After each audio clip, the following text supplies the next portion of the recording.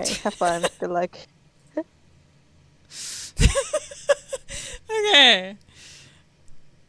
Despite my specific instruction to not close OBS, it closed OBS. But I think we're good now. I can use the window button now. Nothing happened. Here is Comet's beautiful illustration of Freya. Are you good? Yes! I told Stream Deck not to close OBS. It closed. But I'm streaming again. We're good. We're good. Oh, you are! Welcome back!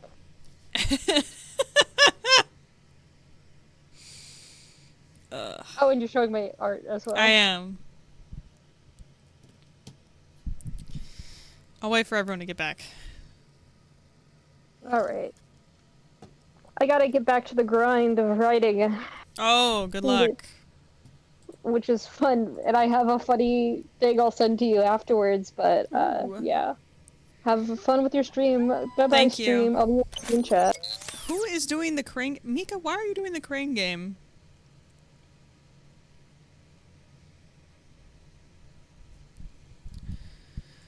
Frog is locked in. Comet is locked in. Alright. Oh god. Oh god. It's here. It's here. We're about to cry.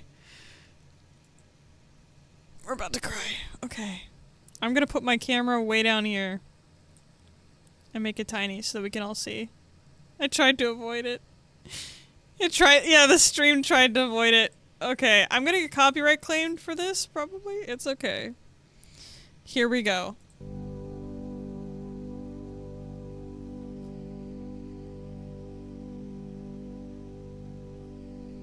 As long as I stand to face the crowd,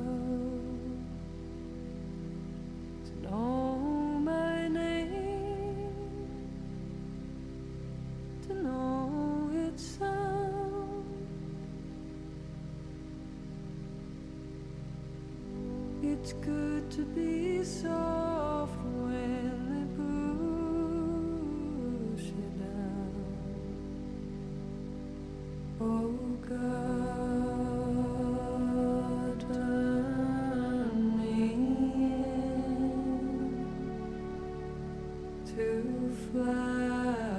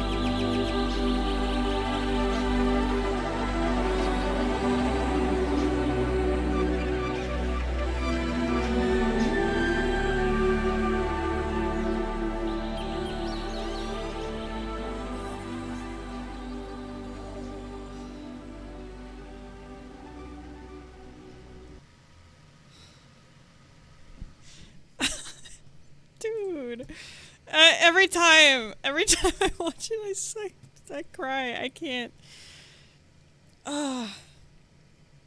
We all crowed. You're so right. Oh man, I want to go through some parts of it that like I really like. So we got Friedrich. We had to wait so long because we had to wait until after the moon was made, until we could release it. But man, this Virgil can't watch this without crying. It's so, and I've watched it so many times now that I've gotten over crying, except for this time. But I keep thinking about like how it's less about, you know, oh, like it is sad that Marcelo died and everyone is affected by it and everything. But like, I cry because just the community that has made such an impactful story is so important to me, and how everything has evolved over time. And I see that it's that panning shot over the like spawn area with the statue and everything that makes me especially emotional, because it's you guys, it's everyone who works together to make this amazing server.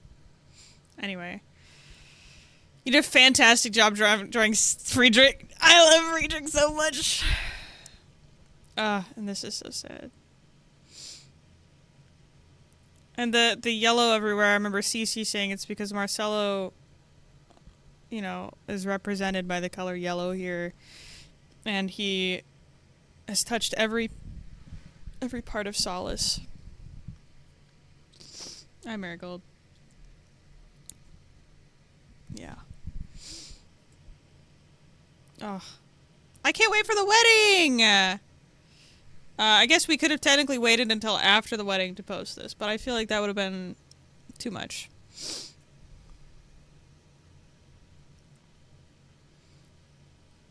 Freya looking up the moon. We got, Rotwood! I was like Wendigo, but that's the player name.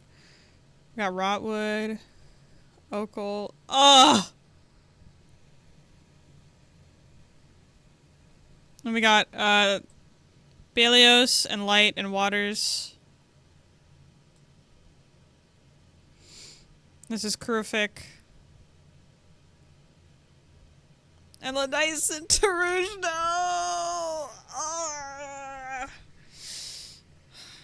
And Nikta, looking snazzy as always.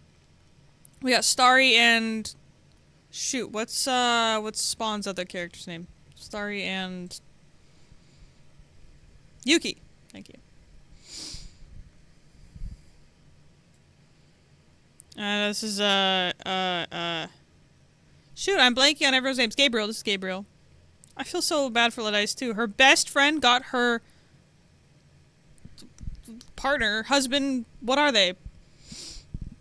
Ghost boyfriend? Whatever. Killed. Got Frog. Dog Frog. Feather. This kills me. Husband. I forgot if they were married or not. We got Cam and Waters. And the glass! The full glass for Marcelo. Oh, it's so sad. Cam knows nothing but loss.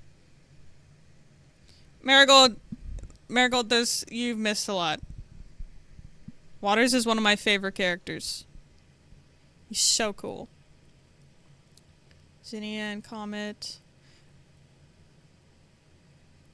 This is, upon rewatch, I forgot who this was supposed to be, and I was like, is that Eclipse? It's Dr. Stephanie, I believe. Where's everyone's favorite boy water bottle? We got Comet and Bob! Dude! I wasn't allowed to see this part when Cece was making the animation, and I didn't know what it was gonna be. And then now I know. This, oh, it gets me every time. I haven't posted the comic of it yet, but you'll see, Freya, well, you know, during her grieving process, she's like, well, maybe if I just make, like, a copy of him, it will be the same. And we could go back to back to normal, I can pretend he's still here. That does not work. We got your guys, or sorry, Lux. I keep saying player names instead of characters' names. This is so sad. This is Eclipse and her little brother, Taval, who she was unable to find. I imagine Cypher. Cypher isn't here because he's too busy haunting Miraju for all eternity. And Kron. The Peacekeepers, the Beekeepers, the Peakeepers, the Peepkeepers. This is Truffle. Feather with the drink. You can't see it in the thing. Hold on. Oh, there we go. Should've done that the whole time. Oliver and Lucky. Empty chair for Magos. Bob. Oh! Back to Friedrich. And Freya. This is the shot that gets me every time. I will start Feather's drinking arc. She's gonna start drinking all the brandy Marcelo can't. She's like, I ordered like 2 pallets full. What am I supposed to do? This is the shot that gets me every time. The statue is beautiful. The moon. The lanterns. Marcelo has touched every part of Solace.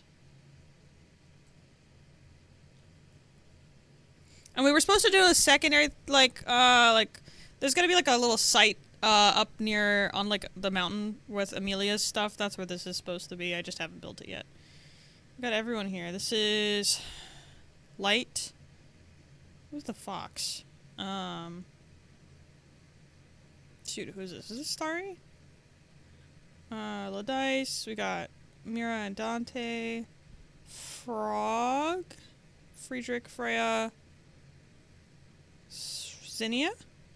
Or is this Zinnia? Fox is Balios, okay.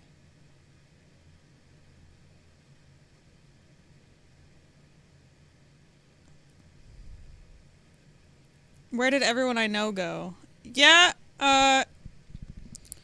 some people left.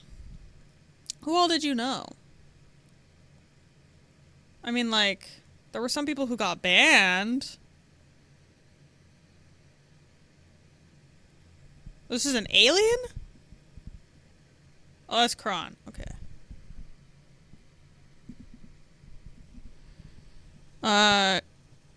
Eris got banned. You knew that already.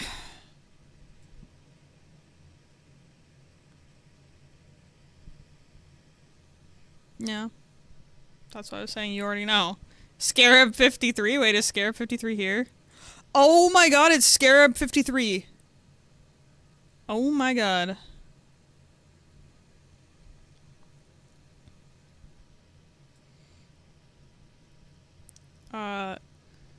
John Angler. Violence!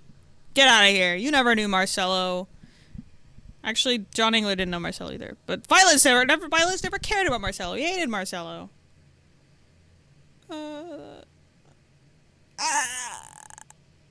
it's so sad. Makes me cry every time. I'm gonna pin it.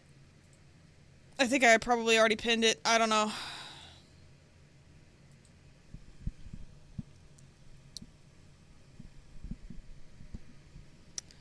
And then I drew this so long ago. This drawing was made probably in like October, November.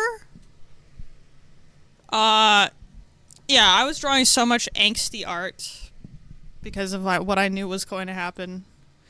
And here she is in Marcelo's jacket on the moon in a crater. Marigold, Marigold, I beg of you. There is a channel in the SMP lore section above the Lore Tuesday and everything called Getting Started. There's also one for season 5 and 6 lore.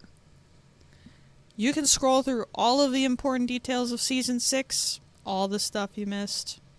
Please go there. Too bad you're not at the server, then why are you even here? If you don't know what's going on, why are you asking questions? If you're not... Okay. We're going to move on. We have a frog video. Alright. Here we go. We have... Oh god, it's Marcella's funeral! And I made heartbreaking, heart-wrenching music, which, by the way, if you aren't already, you should join my, music Discord server. Let me put an invite. Does it not actually copy the invite? What the heck? Hold on. Copy. There we go. Alright, if you haven't already joined this server, you could download the Marcello funeral music, you could just download anything that I've ever made. High quality, and you can use it for whatever you want. I give you full permission. It's up on Spotify and everything. If you use it for a YouTube video, it'll like mark it as, hey, this is for his song, but it won't copyright claim you or anything, so don't worry. Yeah. Freya, can I plug your music at the end of videos that I use your music in? Oh, yeah. You go ahead. You also don't have to, like, send a reference or whatever. But yeah. I've been meaning to make, like, maybe next season, I think having, like, a full, like, soundtrack of songs. Like, give you, like, 20 songs that you can use. You don't have to use them, obviously, but, like, I feel like that would help you a little bit, to have songs that, like, I don't even have to put them on Spotify, maybe until the end of the season. Just things that you can have that won't get marked on your YouTube video at all. I like making instrumental music. I'd make you 5 billion birthday cakes. Wow. Yeah, I mean, I'm gonna be so bored in between seasons. Send Smile SMP server invite.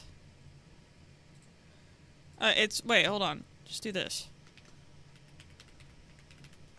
There. Easy. Easy peasy. Okay.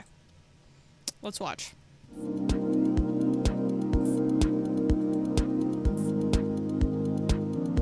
I'm once again opening the Minecraft launcher, trying to chase down this armor stand crash, and a baby chick blocked the play button. Dude, you have to press the cute button and turn it off. On the left. It's annoying. In the launcher now, they have this cute button you can turn on and off because the like baby mobs, they block everything. I had to turn it off because they were blocking me too. Yeah. Why would you ever turn that setting off? Because it's blocking me from pressing things. What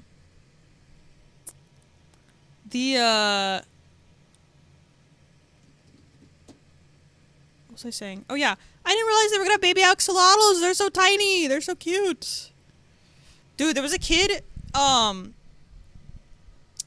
in my club today when I was, hosting the club, the gaming club, who was, no, it wasn't today, it was yesterday, but they were crashing out because they kept hearing about the sulfur slime that was coming out, and they're like, I opened Minecraft today and it's not in Minecraft. People keep talking about it and it's not in Minecraft. I was like, dude, it's not out. This is just a like preview for the update that's coming out. And he's like, people are lying about the sulfur slime. It's not out. And I'm like, it's not out yet, buddy. It'll come out. And so I like showed him the video, and he was like screaming. He was so mad.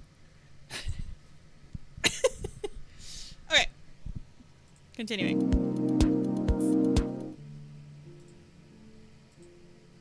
Oh god, the music.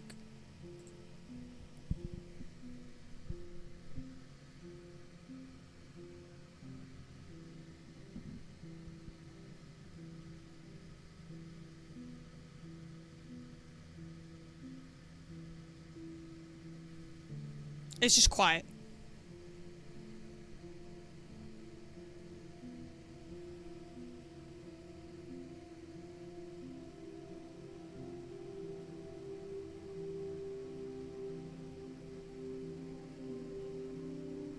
Yeah, it's really quiet. Oh no, frog. It's okay.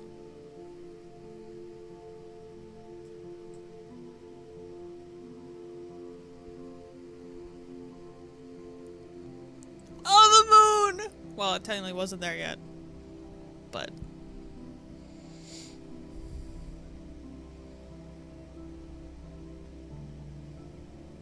She kept looking directly into the camera. That's funny.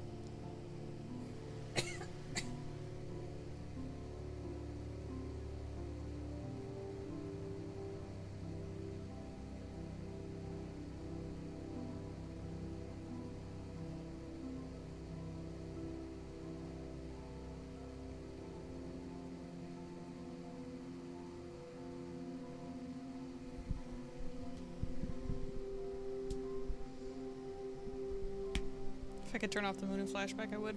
I feel like there's a shader setting to turn off the moon or something.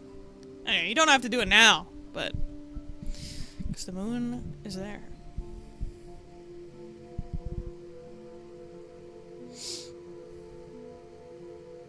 Unnoted.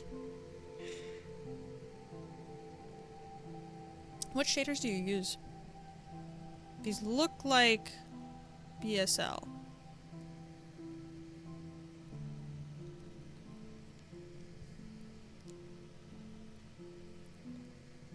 Complementary bound. Oh yeah, me too.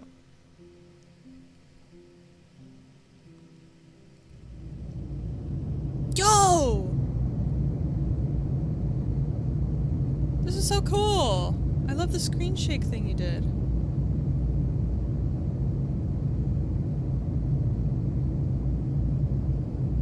This is really cool. Good job. I feel immersed.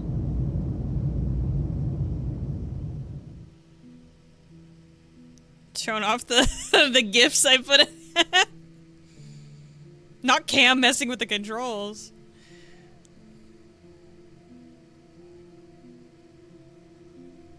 Sitting next to Zinnia for emotional support.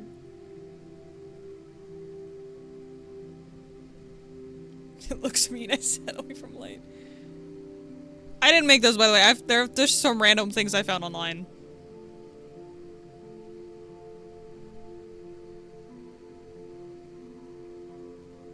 An error? Wait, what? What do you mean an error?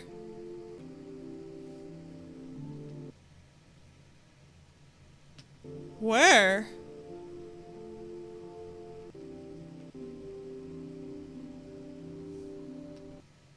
Flash on screen of light full view? Wait, hold on.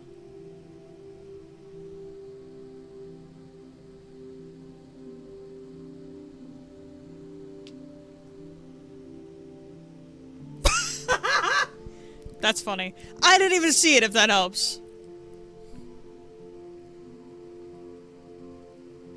I have to talk for a second about making this, the hangar bay. So this is in Friedrich's massive ship. This is just one hangar bay. I think there are multiple? I don't remember. Virgil, correct me. But yeah, this is one. And we were trying to figure out how to make the... because we wanted some sort of thing that wasn't just like glass or like a nether portal or whatever for the ends of the hangar bay where the ships can come in and out, but people shouldn't be able to jump out. And so I was like, wait a minute, what if we used the world border? And I was able to set it up so it was exactly on the edge of either side of the hangar bay. There are 4 of these, yeah. Thank you. And I think it added a really cool effect too, because you can tell that there's something there, but you can still see outside into space. I really like how all of this looked. I didn't realize those were pretty skylights because it was all black for me. Oh. Yeah, that's complimentary does that. But it's, yeah, I was really proud of how this turned out. And I was going to make, like, custom, like, there was going to be, like, a big Solpac Union, or Solpac Navy sign on the walls, but you could only see it when you were a certain distance away, so I just took it off. But I'm really happy how it all turned out.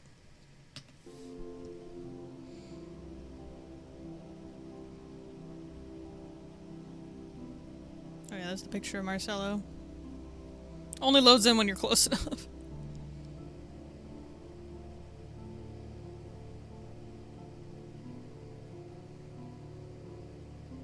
Oh, this whole thing was so sad. Hello everyone. Thank you for coming today. I'm going to say a few words and then I will give you all the opportunity to speak. I'm sure many of you have things you'd like to say. When I first met Marcelo, He was fresh out of the Naval Academy, curious, brave, and maybe a little too big for his britches. And to be a man of great character. Virgil, if you haven't already, post Friedrich's speech in either like Lore Tuesday or Lore Discussion, just so people can like read it if they couldn't understand some things or if they want to see it later. I think that would be helpful. No matter how bad things got, he always did what he thought was right. So he gave up the best years of his life to serve in the Sulpak Navy, and as a result, he left behind a legacy of peace and stability. Marcelo brought a smile to everyone he interacted with, and I think the thing I'll miss about Marcelo brought a smile to everyone he interacted with, and I think the thing I'll miss the most about him is his ability to lighten the mood. I think I can all use that right now. I think it's so funny that like, I think everyone sees Marcelo as like this like serious, like scary kind of guy, because they only ever saw him appear at like faction meetings when something serious had happened, and he was in serious business mode, you know? But like, in reality, he's like, like Mika said, a goofball. You know, he's, Friedrich's right here. It was a shame that most people only saw like the serious side of him and like the intense, get the job done kind of thing. But It normally happened. I was worried that he had been killed. I couldn't find his ship. I was worried that something else happened to him. That he had spent the last 6 years alone and afraid. Coming here and meeting all of you, I'm glad to know now that he had a fulfilling life here. I want to thank all of you for being his friends and family, and for coming here today to remember Marcelo. I want to thank you all for allowing me to run this service and to say these words. He was a friend to all of you, certainly was a friend to me. dude, Friedrich saying that like she thought that Marcelo had spent the last, like she was worried that Marcelo had spent the last 6 years alone, and finding out that he had a fulfilling life on Solace. It breaks me every time. It's so sad.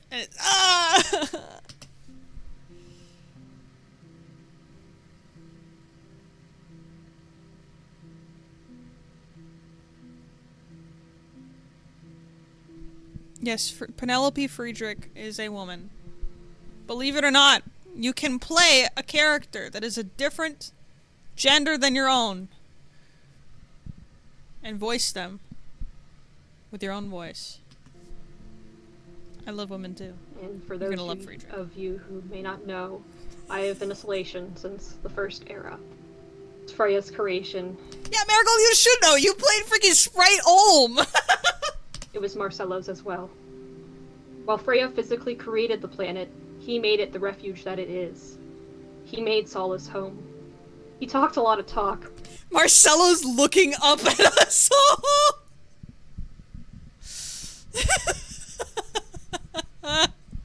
But he was always ready to help if you needed it.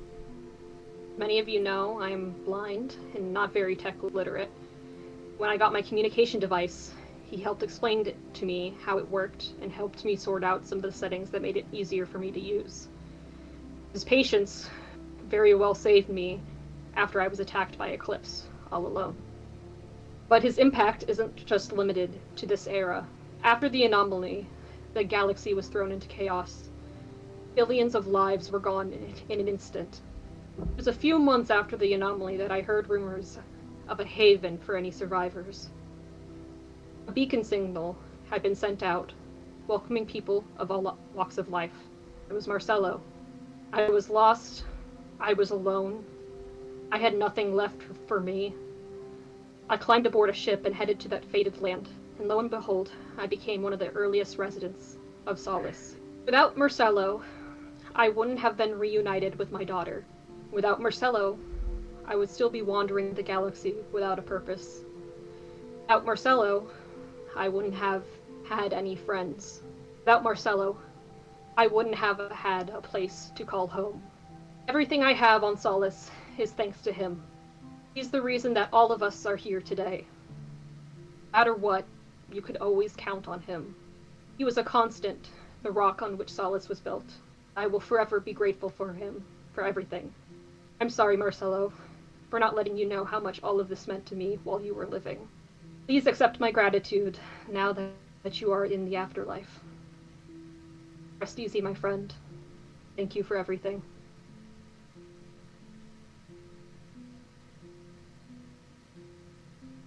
I felt like I was getting stabbed in the heart every time someone stood up to go speak. I've only been a resident of this planet for a year and a half, maybe. But one of the first names I heard often enough is Marcello's. It was mentioned all the time, even when, my circle was small. But he permeated every part of the planet. He was a force of genuine wonder back when I didn't know who he was. Doing things, not doing things. He was like an enigma. But more recently, I've found myself to come to know him, and while we haven't been friends for the longest time, only really been connected within the past few months, he's truthfully one of the best friends I could have ever had. There was so much that we still had to talk about. He never told me his story. I told him mine. I wish, even then, I wish I could have gotten to know him better still. I hope he's at peace wherever he is. Godspeed and cheers.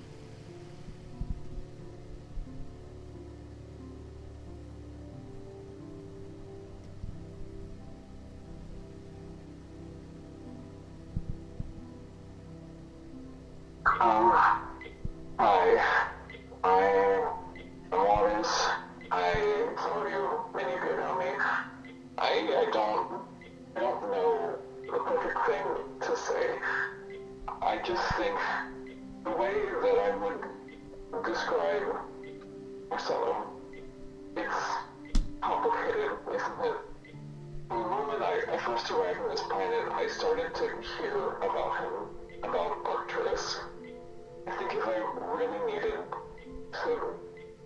the best way to describe him, I'd consider the fact that he was a captain who broke down his ship to shield the public when they were at risk.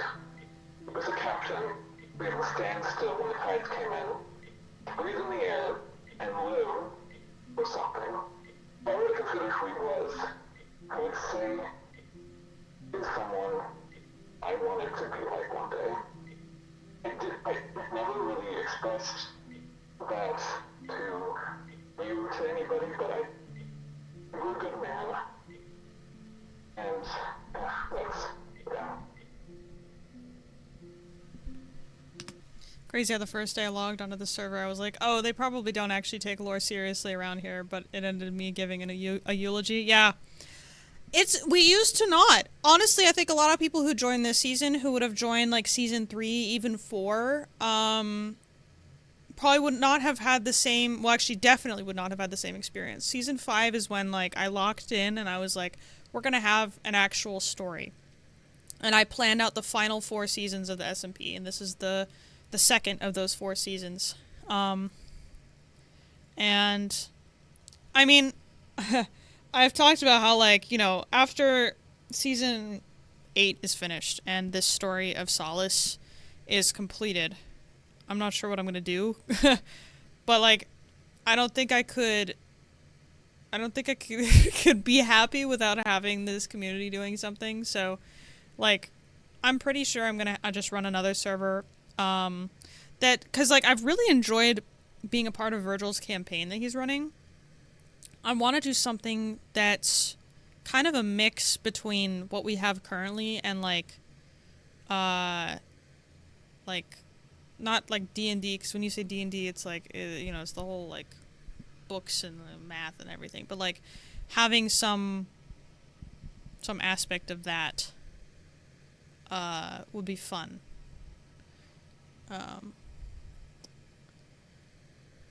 Season 5 was peak. I'm biased. I was totally ready to treat the server like, I'll just hang out and build like any survival multiplayer world, and then BAM! Lore. D&D, but everything's acted out of Minecraft. Yeah, like, I think it would be almost impossible to run something like that. I've actually thought about running, because like, I want to GM. I want to learn to do that. I've been thinking of running some like Solace timeline, maybe not on Solace type stuff, but like, other kind of think like what if server, like the Great Anomaly, what happened to people in other places, a couple like mini campaigns or something, or even a long one. I think it'd be fun. What if the silly block game broke my heart? Exactly. I was ready to just do gameplay videos and videos on some lore and personal updates and thoughts on that. I remember your first videos and I was like, oh my gosh, this is so cool. And then now it's like, your videos are the SMP. Like, I consider you like the content creator on the SMP. I think you are. It's not even like I consider, you are. I love D&D, but I've never been able to join a proper party. Last time I tried was a D&D club at my old school, but due to communication issues, I only did one session. Oh. Yeah, if I did like I think if I did one for, like some sort of Solace timeline thing, I would do multiple groups.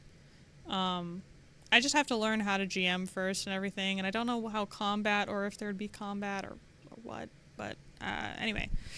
I have a couple other things, because I have a mini campaign that I'm running for a few people. Mika is one of them. I think Mika and Comet and Virgil. That is completely unrelated to anything else. And then I want to do like a one-shot or something based in the Soul Pact Union stuff. And then maybe I'll try something with the Solace timeline. Remember when Heavy Lore was a divorce proceeding, and now it's everyone crashing out? Alright, continuing on.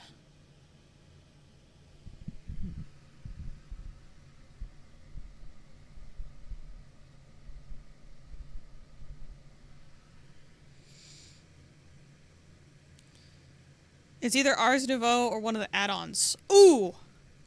It's probably Ars Nouveau. It's always Ars Nouveau. But I am so happy. I'll be able to help after the stream. I need to lock in and keep going.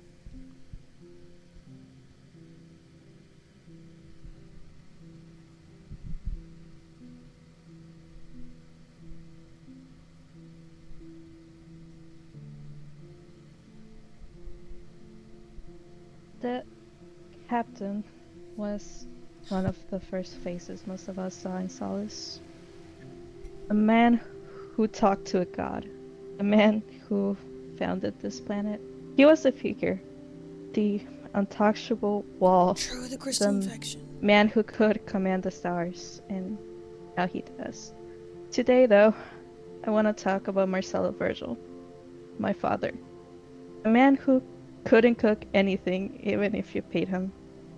A man who was always gloated when he won a bet. The man who was never afraid to fail and try again. He always knew how to engross you in his rambles. Even when you did not know anything he was talking about, he made you feel somehow that you could understand all the ramble, all the words, all the complicated things. He never made you feel like you were alone.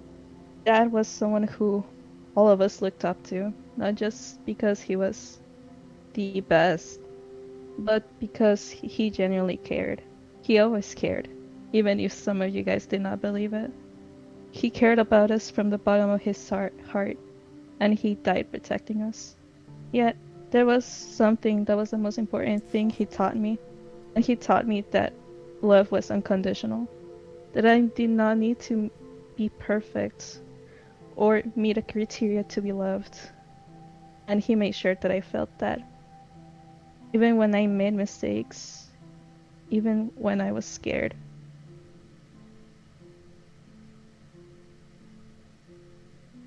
Dad, you're the strongest person I know. One that has made this planet home for all of us. You protected us even when you were scared. You protected us when we needed you. You saved us, and you never made us feel indebted to you. Yet the moment you needed us the most, we couldn't pay you back. We failed you. I failed you, Dad. You're a hero. My hero. And you have the right to rest in peace.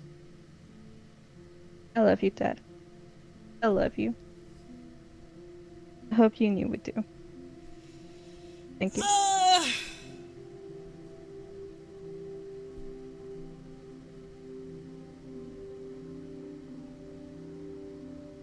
My Hero Academia.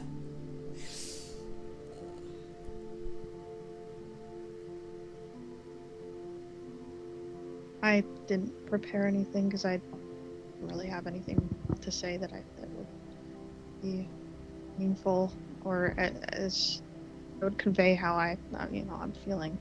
But hearing all of you say all these things about Marcelo means a lot. He cared about all of you. He told me, how much he loved the people of this planet, and even if My mic Even if- quality sucks. you may have not heard it from him, I hope that you saw it through his actions. I've lived since the beginning of the universe, and yet I just realized that part should be cut out. I mean, okay, nothing that you did, Frog. Freacher can't know yet. I shouldn't have said that. It's Cece's birthday. It's Cece's birthday. Happy birthday, Cece. I realized that, okay. That's not canon. Hold on. Happy birthday. Well, hold on.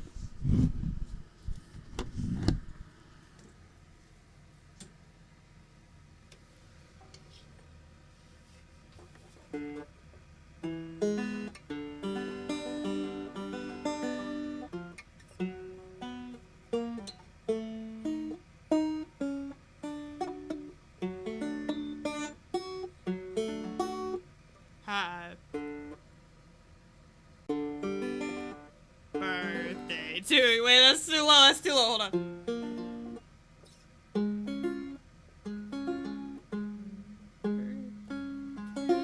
Happy birthday to you. Happy birthday to you. Happy birthday, dear CC. I don't know what chord to use there. Happy birthday to you. Singing in Latin? I don't know any Latin. Not the chicken incident. Happy birthday. Take it from the top, please. Hold on. Happy birthday. Copyright free music. Happy Ford. What the hell?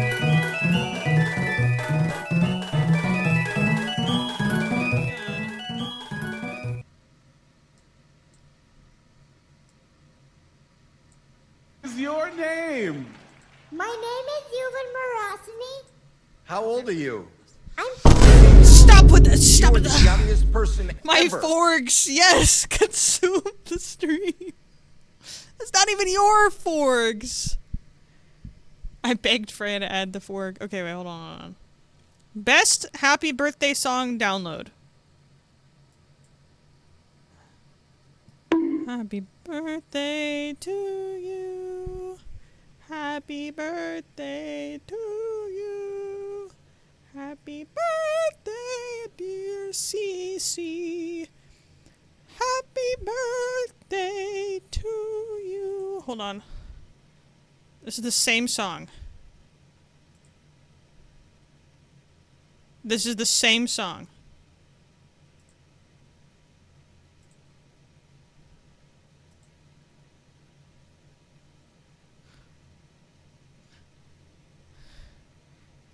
Yes, please come into VC. Let me drag you up. Hold on. I gotta go back to the music we were... 3 hours of fantasy music. No! It's glitched! Do you see this? We're cursed to have happy birthday.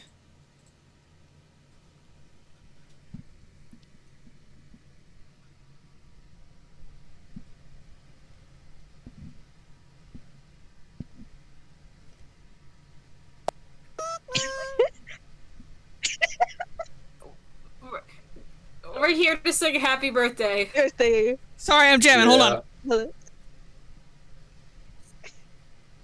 Unfortunately, I think Cece. Oh no, Cece's coming. Cece, get in here. Cece. Cece, get in Cece, here. we need you. Cece. With our powers combined, we summon the CC. Okay, can it go back to 3 hours? Okay, here we go. Okay. The music's back to Cece. normal now. Oh, Cece. Cece's definitely. Oh, okay, hold on. I can fix it. Hold on. Wait, is she definitely? Hello. Back. Okay. Okay. Hello, Cece. Wait, we need How are Frog you? in here. Where's Frog? Hello, Cece. How are you doing? Did I also sing happy birthday? You want to sing happy birthday to yourself? You do whatever you want. It's your birthday. Where's Frog? How come you never There's mentioned Frog. it until Hold like on. right now? Wait, hold I was up. occupied by Lego, I'm sorry. It's good. Oh yeah. Well, also. Could someone it's drag- because I have your Hold on, I can zoom out. birthday saved in my calendar, so. Wait, hold up. I got Frog. Yeah, I save all of my friends' birthdays in my calendar. Frog is in the Right, I can status just- online. Here we go. Here's Frog. There we go. Frog. Frog. Hello. Frog.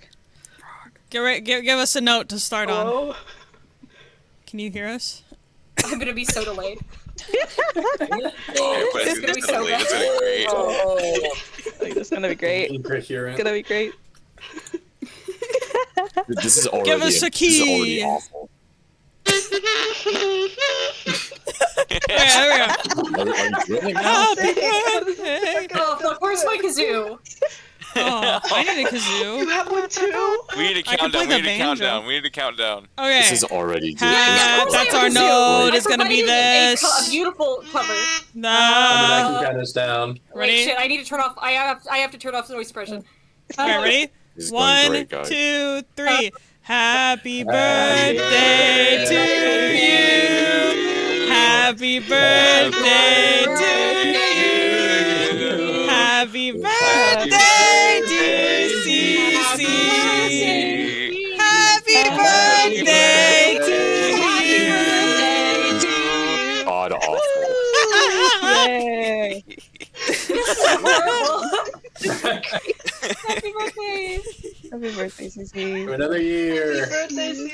Oh yeah, Cece. Speaking of, We must hear Cece's I words of have wisdom. something for you. Oh. Oh? What Oh. do you have? Yeah, let me post this in art. This is. For Oh boy. You. So, In honor of It's kind of. CC Day. It's kind of not very good. Oh! That's so Yahoo. cute. What is that, Yona? Wow. I love that. Yeah, it's. Cause I know you like Yona. I was watching the show while I drew it, so. I'm actually like crying. In honor of CC Day, Nightmare. Eclipse is canon! Just for today. Just for today. Just for today. It's Eclipse is too canon late, just though. for I think today. it's a little too late. I'm gonna be honest. A little bit. No comment. Get out of here. No comment. Oh. No comment, Your Honor. What did I? You're getting No, shanked. oh no! I thought you said Welcome no to comment. I welcome thought to no ancient comment. Rome. No, You're I was like, getting- what the fuck No did I do? comment. Get out of here, comment. You're getting Get Caesar. outta here. We're stabbing you like 18 Oh, times. No Talk comment. coming from the clown. I don't want to hear. True. Actually, you know, Give let's your just- nose a let's just have squeeze. Tell violence me what you instead. hear. Alright. Am I alone now? Yes. Okay. Wow, they left so fast! Okay. We are back. Back to watching this. the 6 years that I knew Marcelo were the best years of my We're life. just going back straight to angst after that. I'm so sorry. Anyway, what Freya says here, saying that I live for billions of years, just cut that. Pretend that she doesn't say that, because that can't be canon, because Friedrich is not supposed to know that Freya is a Lomarin yet until after the moon appears. Maybe, I mean, she could hear that and be like, what? There's nothing that I wouldn't trade to have him back and listen. And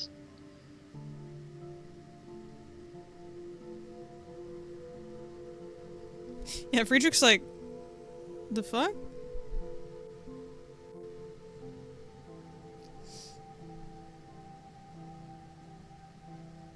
Oh, the fade to black. Thank you, everyone, for coming here today and sharing this moment. If you have any gifts you would like to leave by Marcelo's casket, you can do so now. You chat amongst yourselves. We have full of refreshments and a book that you can leave a message in behind the chairs. In a few minutes, we will dedicate his body to the vast expanse of space as he would have wanted.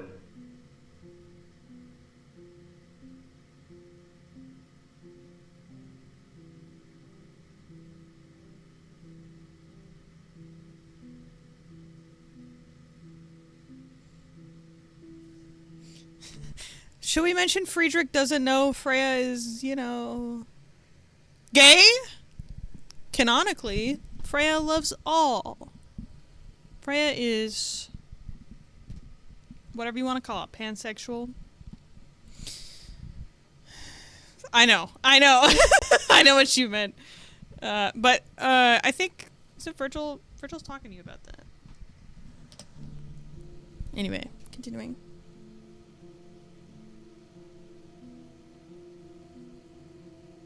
This is where, you know, I posted that recording of Freya being like, hey, sorry this happened, everything, I love you, I never said that, but I love you. She says that but when everyone leaves. The omnisexual in the way she's omnipresent. That's funny.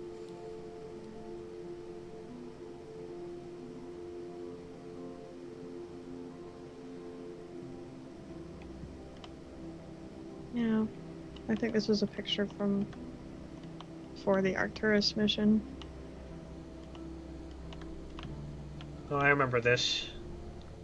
It was when he first got promoted to captain.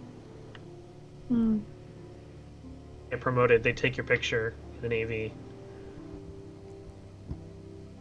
Promoted into captain. No, that's so sad. And this was a few days later. I had already given him the jacket.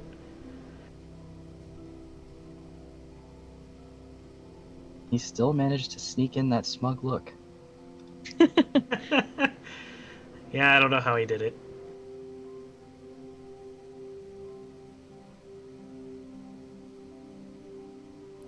Mira.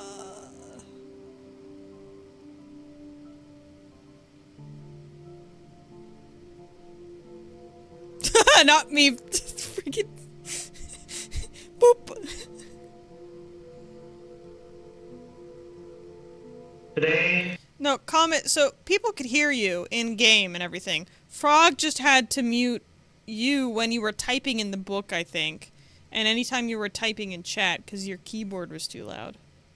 We are here to commemorate the body of Captain Marcelo Virgil to the vast expanse of space. The stars he once flew, may he never fade away. You guys can't see it because I'm blocking it, but hold on. Look where underneath where my camera May is. he never fade away.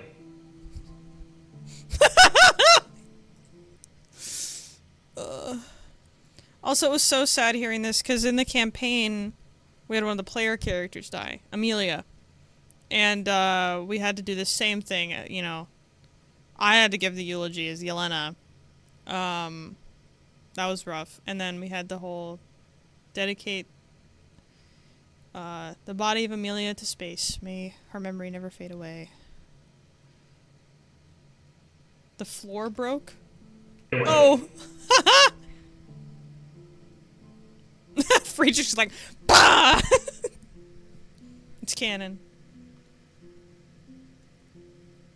Thank you for attending this funeral. You're all dismissed.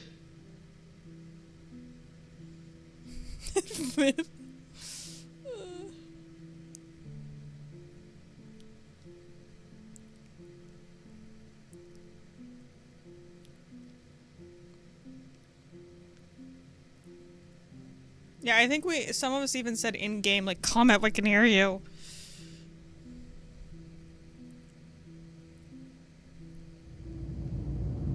Yes!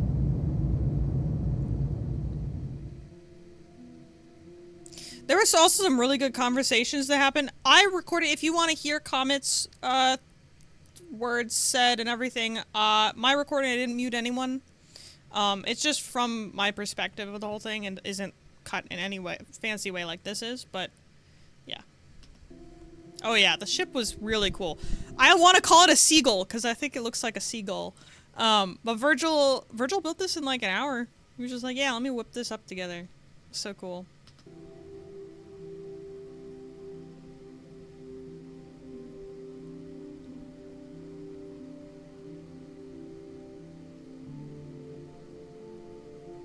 If you want to know what Freya's doing right now, she's sitting on Marcello's pod in space and being sad. Cam crawling back to the bar, Cam, huh? My sibling joked that I should have been in my Watcher skin because the way I kept staring at the camera.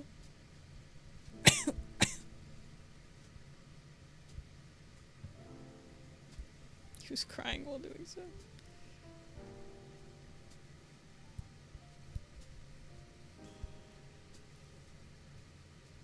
Oh.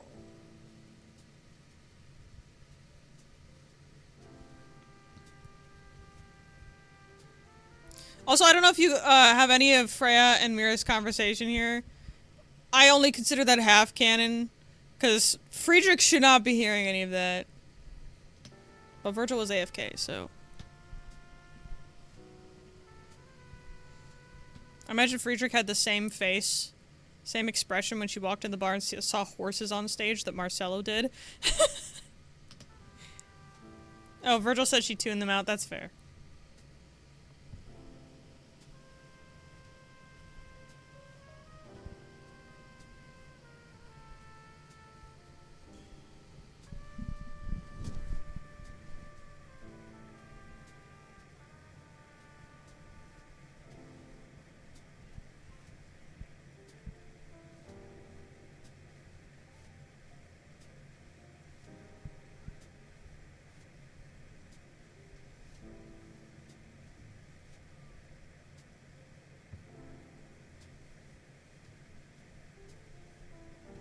You do realize that anything you do now is not gonna matter, right? I know. You can blow up this planet and it won't matter. Took the last thing that I wanted to be permanent. What are you gonna do next? I cared about him too, Mira. Apparently you did not understand the risks. You didn't want to. Try my best. Frog, that's awesome! 2 subs!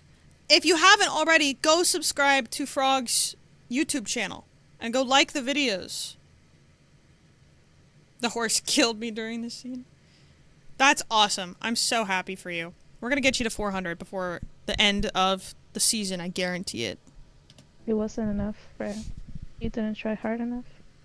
You know, Marcello was the one that helped me make those decisions too. Yeah, but that's because he trusted you. He did. That was his only mistake. That stung. That right there stung so bad. Trusted you. He did. He trusted you and that was his only mistake. It's his only mistake. Did you miss Mira sneaking alcohol to Friedrich? Makes it enough, not under threat. Oh, Only in the mistake. video? What? But that's Who because was he on the trusted you. horse riding? He did. That was his only mistake. Talked about you a lot. About how much he cared about you and was excited to see you grow and see you and Dante be happy together. But he can't. Mina, That's the the only horse thing is I here. wanted for him. I want him back too. I can't do anything about it. Wish I could. I'm not.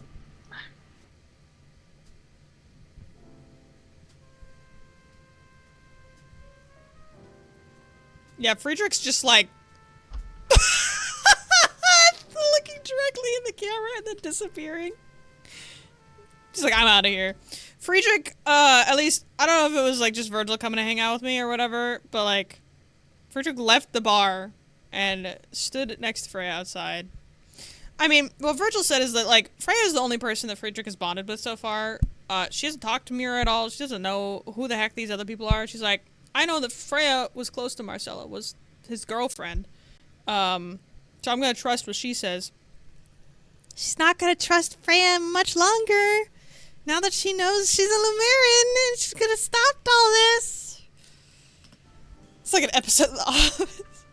I need an Office style. Oh my god, maybe that's what I should do next season, is like Office style documentary videos.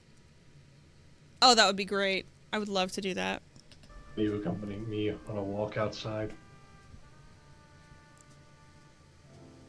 Get some fresh air, okay?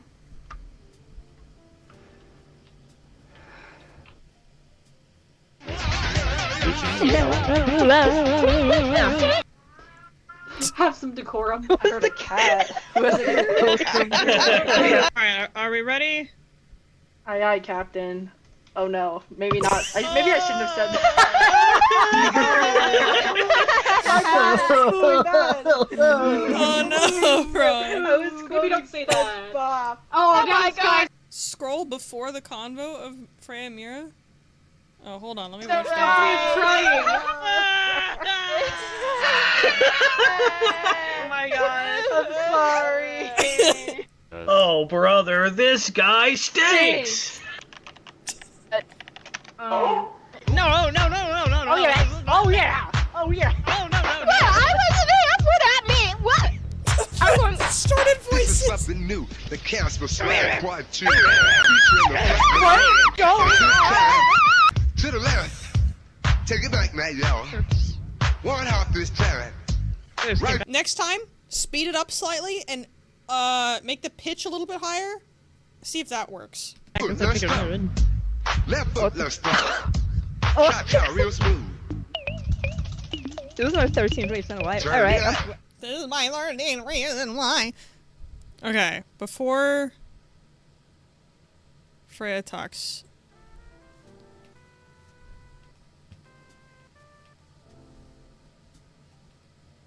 Oh, this.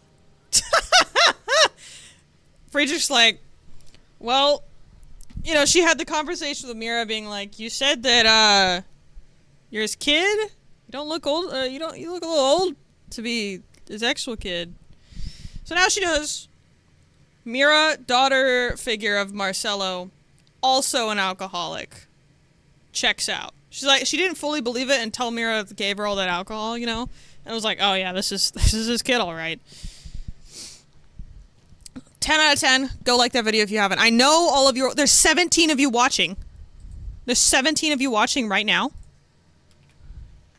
Click on that link and go like the video. Leave a nice comment that says, thank you, Frog, for all your hard work. I will wait.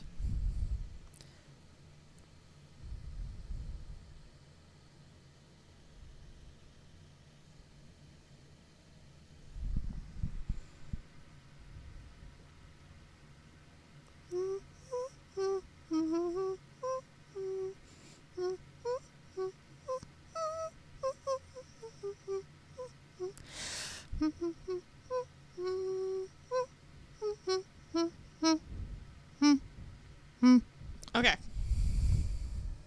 Look at the comments. I better be seeing more likes on here.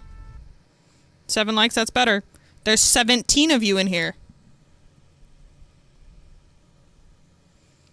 There's 17 of you in here.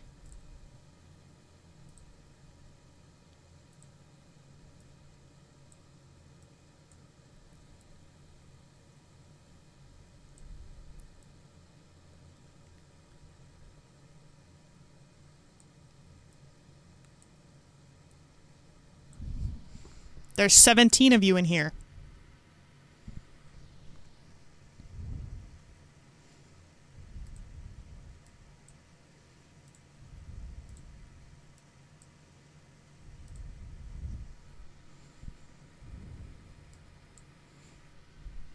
Go and like the video right now. Stop organizing your socks or whatever you're doing. Go and like Frog's video right now. Go! There better be at least 10 likes on this video.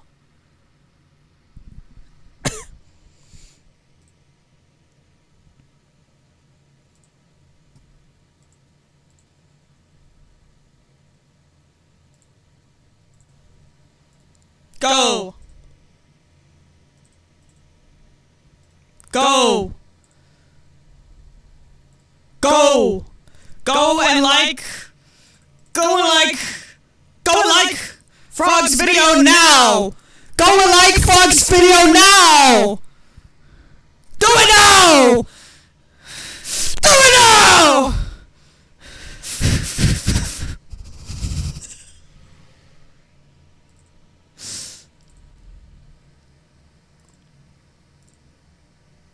Go and like Frog's video now! Go and like Frog's video now!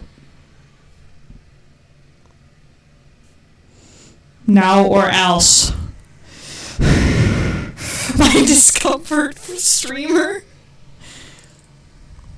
Invert polarity, what does this do? I don't know what that just did.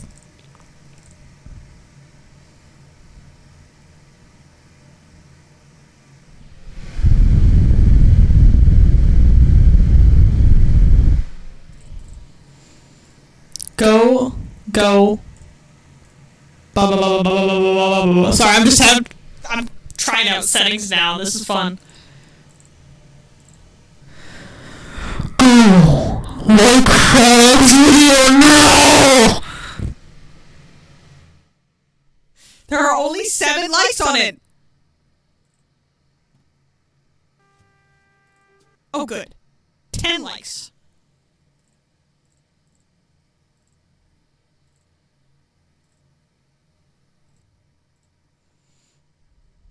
Okay.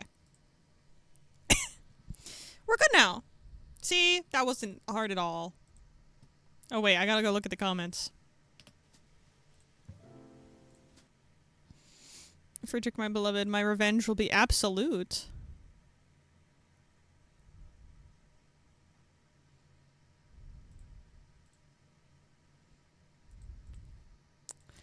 Okay.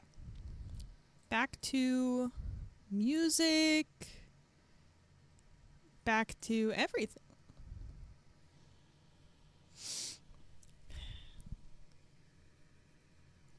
I'm telling Glacier. Alright. The Call of the Golden Colosseum. Emeralds, gold, sparkling, shimmering diamonds. The redstone and lapis were fine too, but nothing was quite as alluring as the wonderful, beautiful diamonds that filled the caves beneath her. Trigal went right to work as soon as she had landed. Pickaxe in hand, torch on the floor. Clink, clink, clink. An ominous trial chamber completely cleared out. 4 chunks mined to bedrock. An entire mountain decimated. As her projects grew grander and grander, so too did her stockpile of treasure. She rarely even saw the sun these days, unless it was to repair her pickaxe. But it wasn't fast enough. The trip took too long every time, so she built the Enderman farm. She would no longer need to see the sun to keep working. But it still wasn't fast enough. Her tools could only mine so quickly. So she built a mansion deep in the forest, filled with hundreds of villagers of all professions. She hungered, so she planted millions of carrots over the void. She stripped the end of its gorgeous obsidian and smothered the main island in endstone. Her actions stopped making sense to her, but they didn't need to, because her actions weren't her own anymore. Something else was flexing her muscles, beating her heart, blinking her eyes, swinging that pickaxe day in and day out, searching desperately for anything shimmering in the dark, deep slate. Clink, clink, clink. By the time she realized it was too late. Trigal had been released by the force that drove her so, and was left to marvel and despair at her actions. For her greed had awoken something ancient, something mesmerizing. It had sensed her ambition, her drive to gain treasure and power. It called to her, and through her body found a vessel on solace. It mined through her. It collected. This is the demon called. I did a little off-camera mining. Strikes YouTubers all the time. It collected through her and built through her. Her hands laid tens of thousands of stone bricks, millions of tons of ores, and too much gold to measure on any scale. She built it high until it reached the sky, connecting the void above to the treasures below. She gave it shape. She allowed it to form on Solace, and when it was done, there was no longer a need to control her, for Trigal was no longer the conduit of this power. She had been replaced by the very temple she had created. For better or worse, the Golden Colosseum now stood on the material plane. A structure, an entity of greed and power. On the edge of the ring, it boasted the Palace of Treasure, and at its center, the legendary Throne of Diamonds. The tale said it held over 10,000 diamonds, and whomever beheld the throne wept for its magnificence. Hearing the story as a child, her eyes twinkled at the prospect of such treasure. Now she shuddered at the thought of it. Trigal didn't know if it could think, or if all it knew was to spread, acting on impulse and ambition like some sort of twisted virus. She didn't know where, and she didn't know how, but deep in her heart, Trigal knew that this wasn't the first world the Golden Colosseum had forced its way into. She wondered how many had perished in the last Colosseum, and how many would be lost to this one. The battle is drawing near. On March 29th, the arena will open, and warriors from around Solace will try their hand at claiming the throne. Players aren't the only ones allured by the power. The Fallen have begun to stir as well. Even death is no match for greed. Thousands of creatures are making their way across the land, groaning and dragging their way to the Colosseum, and on the eve of battle, thousands more will rise to contest it. She plans to fight in the ring, not for money, or the glory, nor the violence. No, she doesn't need any of that anymore. She plans to fight because she knows she has to beat it. She knows she needs to. She invited this building, this thing, into her reality. It's like an SCP entity. She doesn't know if it's evil, conniving, or indifferent, and she doesn't care. She will beat it, and then she will send it away, and she won't let another soul be corrupted by its call. Out of character, this is my first time writing lore for this server. I did a similar event last season with the Labyrinth and the Cave of Measurable Wealth. Not immeasurable. It's measurable. I guess all wealth technically could be measurable. And now that it's a recurring event, I wanted to add lore. I also wanted to kind of explain some of my projects on the server. I obviously didn't do all that because I had an Eldritch Force in my head. Most of them were silly tangents, but I thought it'd be fun to make the case for my character. Very cool. I'm glad you're getting involved in the lore. It was a very finite amount of wealth. From Comet, crash out again. Give me 1 second.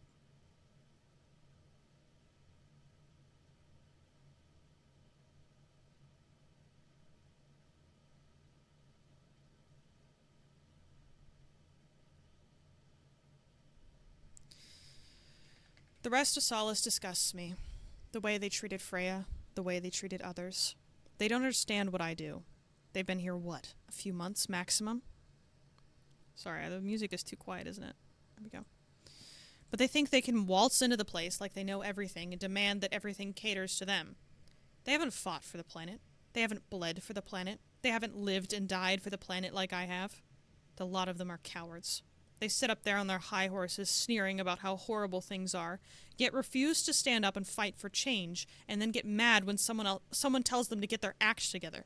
How dare they? How dare they blame it on her when it's their own damn fault? I am once again left alone to pick up the broken shards of the aftermath. It sickens me how fucking stupid they are. They cry about how horrible their lives are, but cry even harder when the silver spoon is removed from their mouth. I wish I could go back to the first era. The community that formed right after the anomaly was close, and people at least pretended to be understanding of others. But now most of them are gone, and I'm yet again the one who remains. God, I'm so weak it disgusts me. I tried to hide, but I think Cam suspects I was crying after I yelled at everyone. I did. When Freya stood up there in front of the whole planet and told everyone how sorry she was to me, that she failed to protect me, that she wishes she could see Bob again so she could tell him about me. I couldn't. I tried so hard to stay level-headed, but when my best friend was up there reading what surmounted to a suicide note, apologizing to everyone for everything, I couldn't. God, I'm a failure. Both Obsidian and Cam came after me, but I wanted to be alone. Why couldn't they have left me alone? I've lost too many friends in the past month. I should have gotten close to them. I should have stayed alone. I should have never come to Solace. Maybe the people would be happy. They deserve to. But I know I have at least one loose end here. One final piece of garbage to take out. Violence! Violence! Sorry, I'm a little excited. I won't let anyone else get hurt by the insolent clown any longer. I will find him, and I will make it hurt.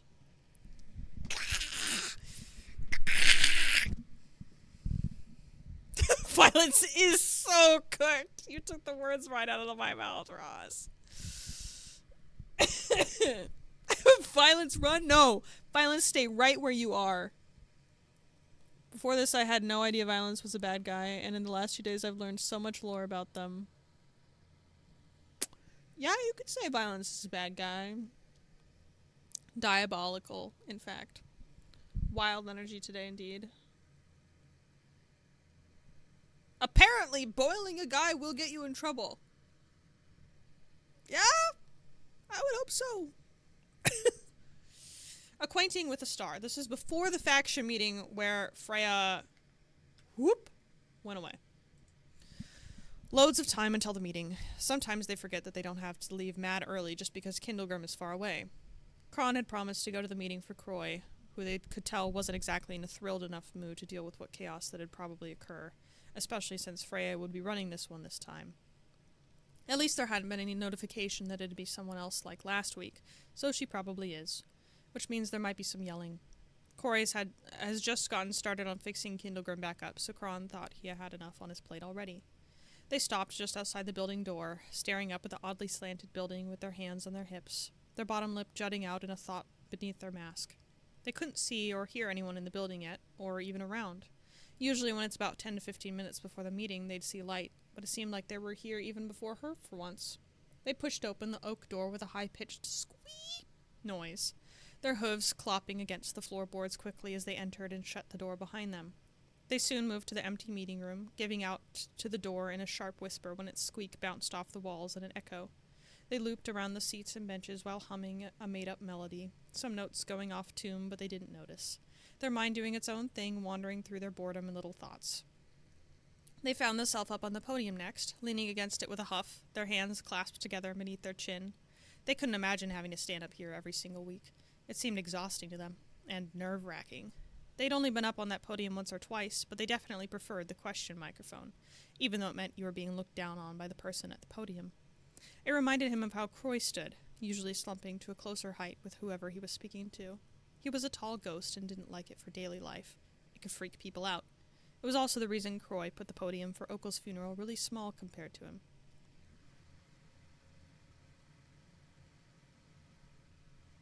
Let's go, name change. I see it. Add Astra71. This is not 6-7. Violence, the moment with his consequences for his actions. Kron's head tilted in thought of the event almost a week ago. It didn't feel like it was a week ago. The speeches were nice and respectful, and everyone who attended stayed to have food afterwards. Sunny was there too. They hadn't seen her around for a long while. She was upset during it. She didn't understand that Okel was dead. Croy didn't want to leave her, so she's sort of staying with them both until Croy can get a hold on one of her dads. Kron doesn't mind, although she can be a lot. Didn't one of her dads spend time around their boss a lot? What was his name again? Mr. Lilac Branch is what Kron calls him, but they're trying to learn and remember people's real names as well, just in case. Maybe they could try to find Waters and ask him. Kron's shoulders tensed up slightly. They had heard Light and Croy talking after the funeral dinner. Oh, they were awake. They only got little bits, but involved Waters and other people getting hurt. Mira, Misjudged Woman, is the only name they remember. She got hurt bad. Something is going on with Waters. The sickness that he seemed to have hasn't gone away, and it's getting worse. Does that mean Mira might be sick now, too, because she got hurt? And Light? The other people? Kron shook their head, turning to place their masked face into their hands. No, it'll be fine. The people with Waters are strong, and so is he. They'll all be fine. Won't they? The self-encouragement didn't do what it was meant to, only made Kron push the questions to the back of their mind, their worry in tow. They lifted themselves up, a small ache making their necks stiff, but they cracked it and got rid of it easily, massaging the area with their hand, turning to step down. There wasn't a step. They were in the graveyard, leaning against part of the wall that he and Croy had finished. Kron turned back around, one of their hands still planted on the wall, feeling the moss gathered beneath their fingers, despite the brick's lack of age. They must have just moved and forgot. It's normal. They read about it. Just as Kron retracted their hand, a flash of silver caught their attention. Their eyes searched, and they shuffled sideways to the entrance, eventually catching sight of that silver once more, to which it turned out to be the hair of the Lumaran. Freya, standing before Okel's grave, the condolences book that had been left there by Croy, closed and in a loose grip at her side. A curtain of her hair hid her face, but by the way she was facing, how she stood, she was just staring. The closer Kron moved, the more they came to notice and realize. She was like a painting. Kron had seen very few, to be fair, but it was the first thing that came to mind. The way the sun was positioned, its rays casting over the scene, the colors so different from each other, blend and fit together like puzzle pieces. The stillness of the scene, too. Nothing part of Freya moved, not even her hair or the jacket she wore around herself now, the captain's jacket. A live moment captured in time, the feelings from it changing but always lingering. They were on her other side now. She hadn't moved at all. Did she even know they were there? Their head tilted further, their attention focusing on her eyes, a feature that always reminded them of stars, since they noticed the hues shifting ever so slightly from time to time. But it was just a solid brick wall of paint now, dull. It was a little unsettling. They took a small breath. Stardust Lady? No reaction, not even a twitch or shift. They let the silence linger for another second before reaching out one of their hands, hovering a hair's breadth away from her shoulder. Finally, they placed it down very lightly and called out to her again. Freya? Freya's eyes were suddenly turned to them, almost like a snap. It made them take a small step back, a little startled. Their hand had lifted from her shoulder now, clenched in a fist in the air. They quickly composed themselves, taking a small step back. They told themselves it was just to give the Lumaran space. Oh, hello. Freya's voice soon came, her body turning to properly face Kron, the shadows cast over her face from her hair shifting away. She didn't look as scary now, at least. You were with the island group, weren't you? I don't remember your name. Her voice was quiet, friendly, but almost a little forced. Kron felt a twinge of guilt for bothering her now. She probably didn't want to be spoken to, especially with what could happen later at the meeting. They stuffed their hands in their coat pockets, their fingers fiddling with the trinkets they stored in there, as if instinctively looking for something to give her as a way to say sorry, to fix something they didn't break in the first place. It okay. I'm Kron. That my name. Ah, right. It's nice to meet you, Kron.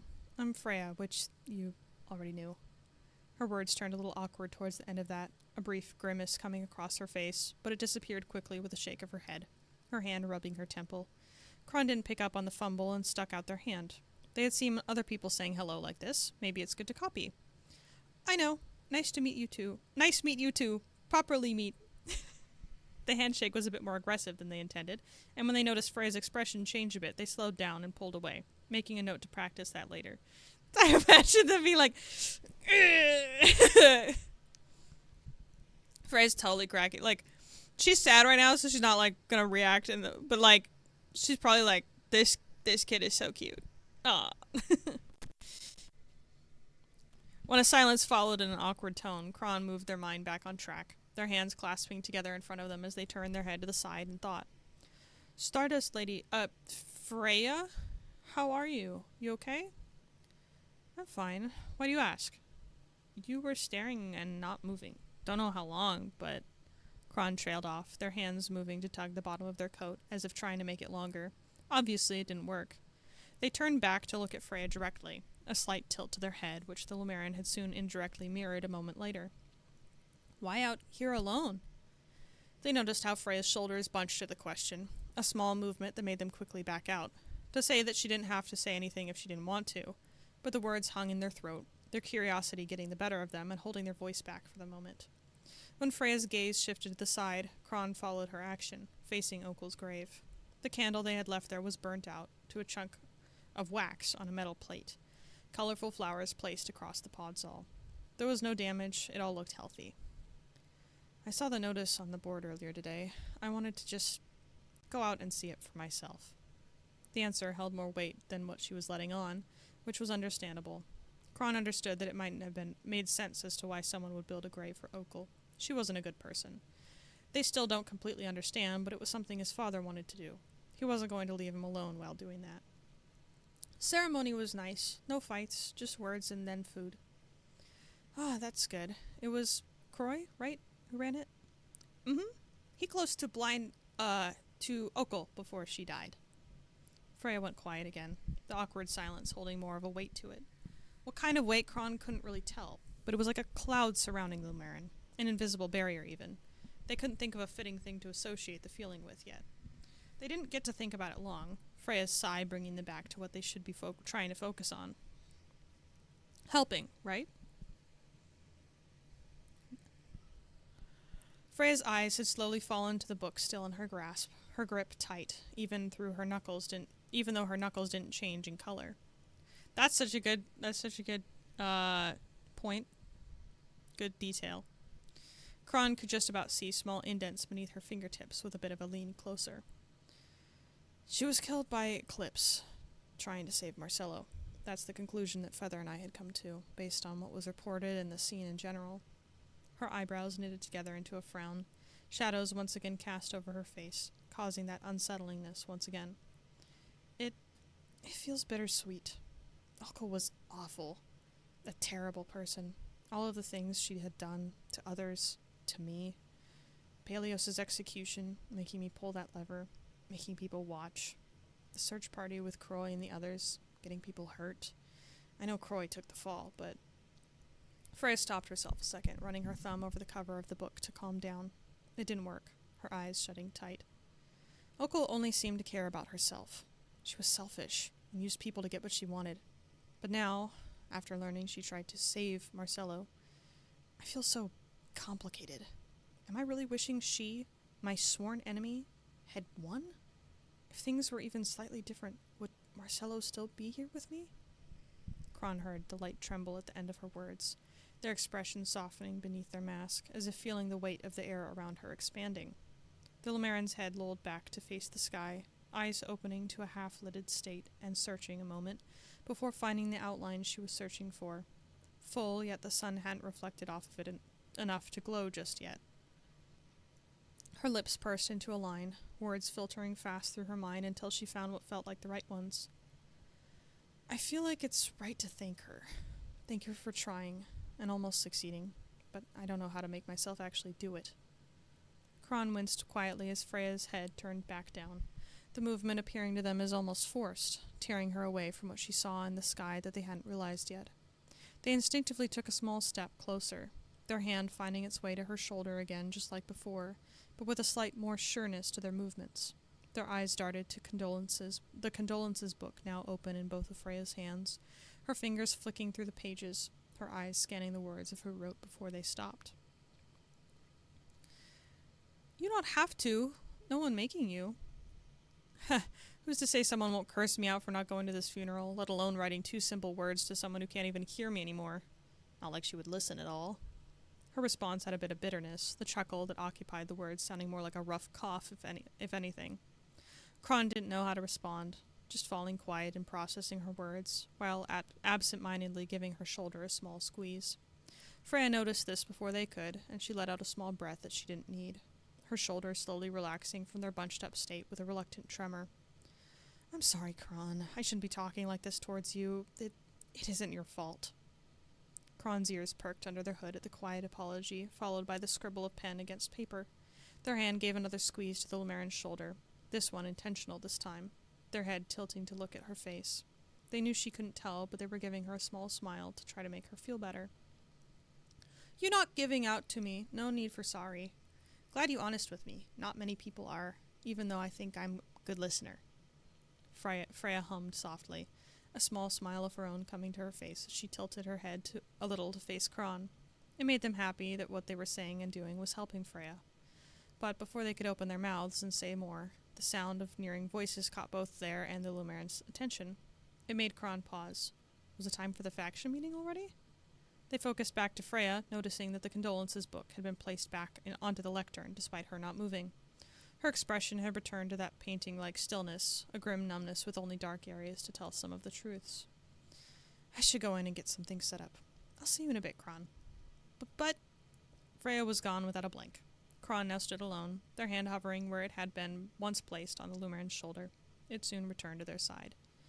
Okay, see you, Stardust Lady. Kron and Freya would be such good friends.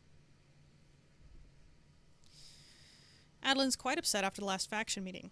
Well, at least now she can let off some steam. Oh, this is too wide. Hold on. There we go. So that's it? Seriously? She just gets to walk away? Yeah.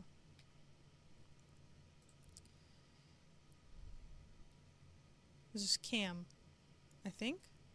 Yeah, this is Cam. Hey. I know you probably don't want to talk, but I've missed you. I'm sorry that the last time we talked it wasn't... I'm just glad to see you're doing okay. Wait. Whoosh. I love the way you draw Cam. It's so Cam.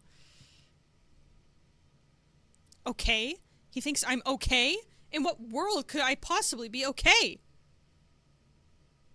The way you convey the expressions you do are so good. Even just simple, it's not even shading, but you do the expressions are so good. She can make dozens of mistakes, get countless of her loyal subjects killed, and everyone still loves her. They forgive her for even the gravest of mistakes, and they don't blink when she kills someone with her own hands. But I make one mistake, one sacrifice for the greater good of my people, and suddenly I am the catalyst for war. I am the end of my own race, and when I killed them, I took no pleasure. Doesn't everyone realize they were my family too? Oh, this is so good. Adrian, how I miss you.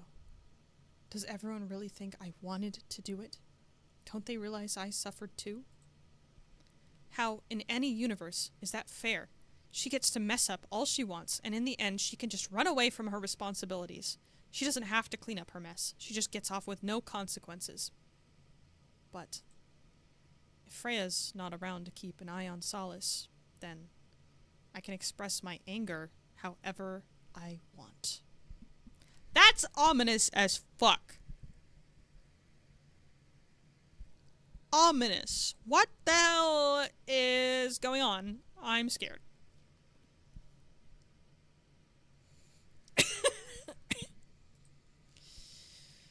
Arrow's diary. Please do not touch. Written terribly by what might be a 5-year-old. Mommy bought me this diary today. She said I can see Daddy tomorrow if I'm good and clean the house. I want to see Daddy now, but Mommy said I was bad and just stole this journal from some kid. Gonna write my notes in it. I'm sorry, this is the funniest. This is the funniest segue. Mommy, I just stole this journal from some kid. Gonna write my notes here. I'm gonna read it like that now. You snooze, you lose, kid. Steal more cookies from Pix. Mess with Static Face. Capital's getting boring. I don't know who this character is. Yeah, I don't know what they sound like, but this is how they sound now. Capital's getting more boring. Normally people are over here yelling at me to leave, like in the final boss in an RPG, but everyone's gone. Streets are too quiet here now. I want to mess with people, but even the so-called superheroes are gone. I'm so damn bored, bro! I don't know if your character sounds like this Eros, but they do it in my head now. Decided I'm leaving tonight. The starry-eyed dude said that they can get a ship up and running soon. Pretty sure they just want me off this planet, but it is whatever, really. Not like I'm not used to the hatred anyways. Love the duality between this super dramatic, emotional, angsty lore. This is super dramatic, emotional, angsty lore. Well, ship's ready. Starry eyes said it'll last until that light. Well, assuming it's not just a star or something. I keep telling him that, but he's so convinced it's crazy how stubborn he can be. I don't trust it. What else can happen? I disappear? The next few pages are full of doodles and drawings made with a single pen. Day 69 or something like that. Nothing's happened. I'm still bored. This ship ain't lasting long, and I still have a while until I can see the dang light. Beautiful. We have first impressions. A PDF. Hold on. 2:28 p.m. Out on his dock, staring at the end of his fishing line in the water, Sam would have some music playing through an old sound system in the computer on his head as he fished. He'd been doing this for quite a while now, refusing to go past the comfort of his house and dock ever since the incident that occurred in December. He hadn't seen Croy nor Kron in what felt like forever, and he missed them. Yet despite this, he hadn't gone out to communicate or find either of them, too paranoid to go past the forest line surrounding his house. He also occasionally thought about Lynx, though due to their last interaction, Sam didn't want to talk or see him again, unwilling to forgive for what he had done. So here he was, sitting at his dock, planning to spend the whole day here, only returning in the dead of night to bring back whatever he had caught for him and his cat before getting rest and waking up the next morning, eating and feeding his cat before going back out to the dock to repeat the cycle. Around the same time, Rin had finally woken up. The masked creature would stand up, taking a minute to stretch, then leaving their mossy dwelling. Even though they on multiple occasions almost drowned due to their own skill issue, they still enjoyed the feeling of floating in the water. Rin would walk down to the riverside, jumping into the water. After swimming in circles for a bit, they would swim over the dock that Sam would currently find himself on. Sam would continue staring at the end of the fishing rod. He would not notice the blurred figure underneath the water approaching. He would only look to his right once he believed to have heard a noise, but would see nothing, focusing his attention back to the end of the fishing line.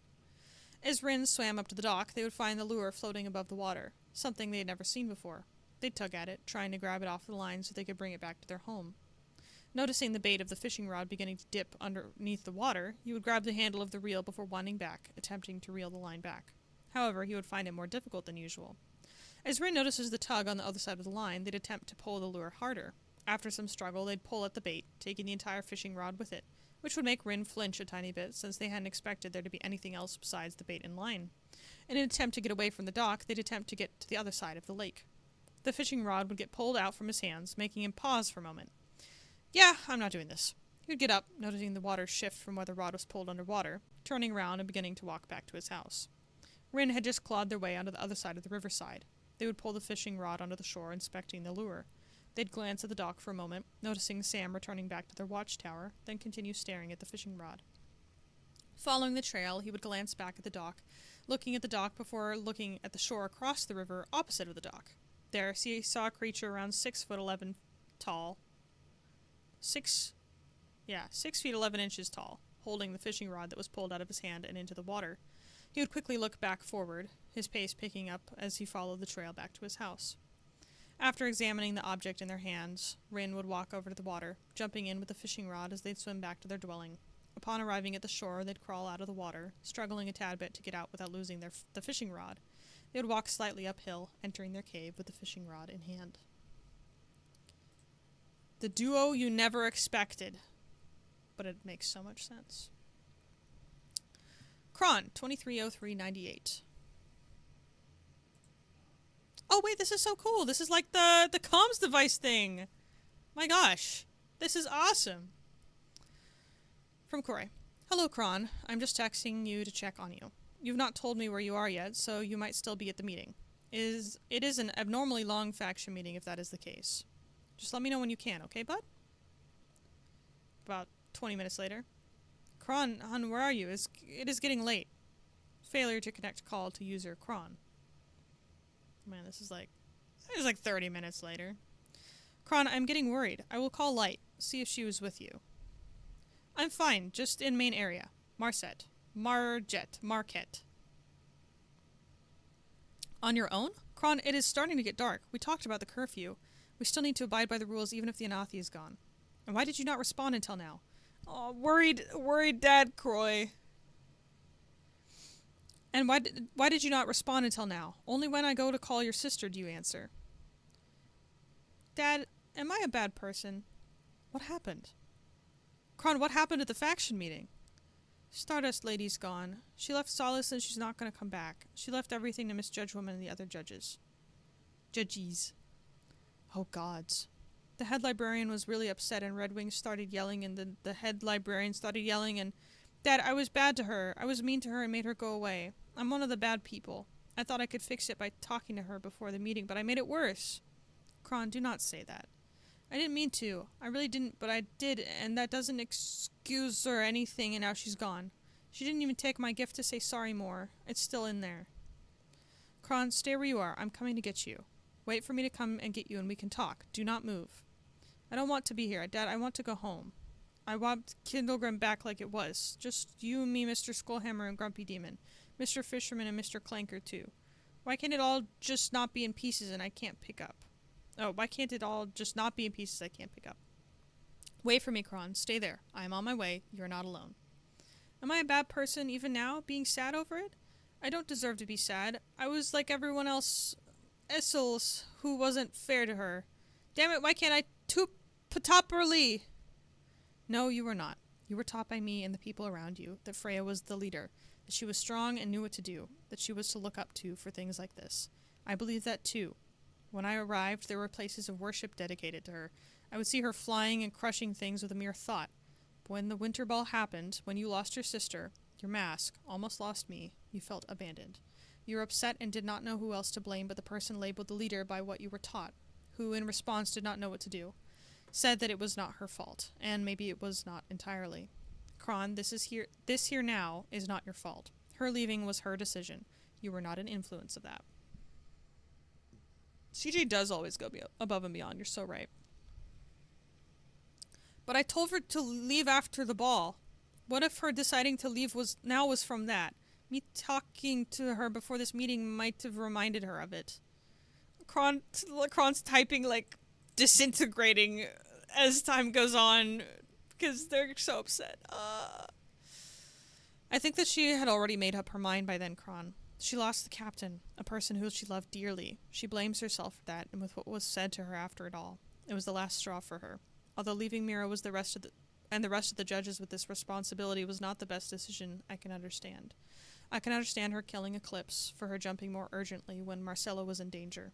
Not all good decisions, but decisions I understand. This right here is the ultimate truth about what Freya did. She is not making good decisions. Her abandoning everyone, not a good decision at all. But an understandable decision. Will she come back, Dad?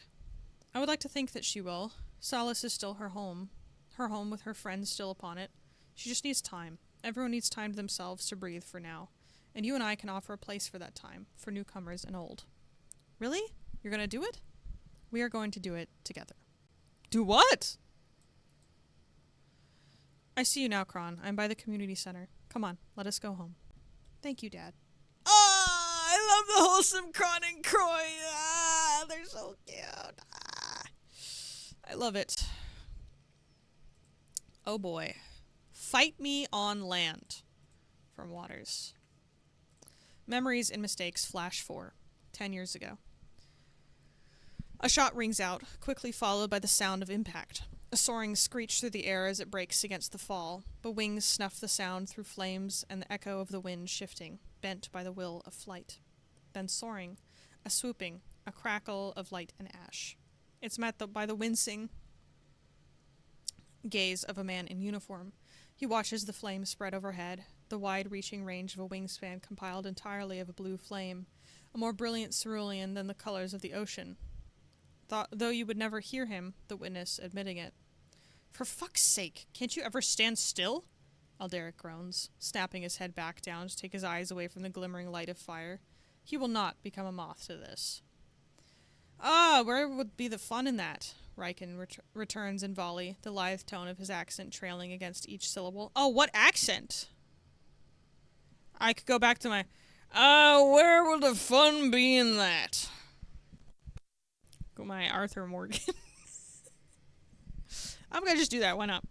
Alderic lowers his gun and sharply turns his head to watch as the other man lands. Raven wings still scorched by the flames. They burn ever light and spark against the feathers that rise across his body. Spanish inspired, too late. He sounds like this now. They blend against his neck, break through the strands of a true orange flame of a hair color. Black, blue, orange. All feel within contrast to each other, especially noticeable against the deep blues and blacks of his military uniform. More blue tones than in his own uniform, as is the standard of NC Unit 2 members. Fun has no meaning here, Alderic replies, wishing greatly at this moment that his access to his forehead wasn't blocked by his helmet. The headache is building. This is meant to be a training exercise, not a theater performance. Riken's tail flicks, agitated, but it's the only indicator of emotion from him that is counter to the smile he maintains. He rolls his shoulders and the numerous sets of wings across his back flex out reactively. The flames start to flicker and die off, still leaving the glint of blue flecks across the deep black of his feathers. Come on, you got me.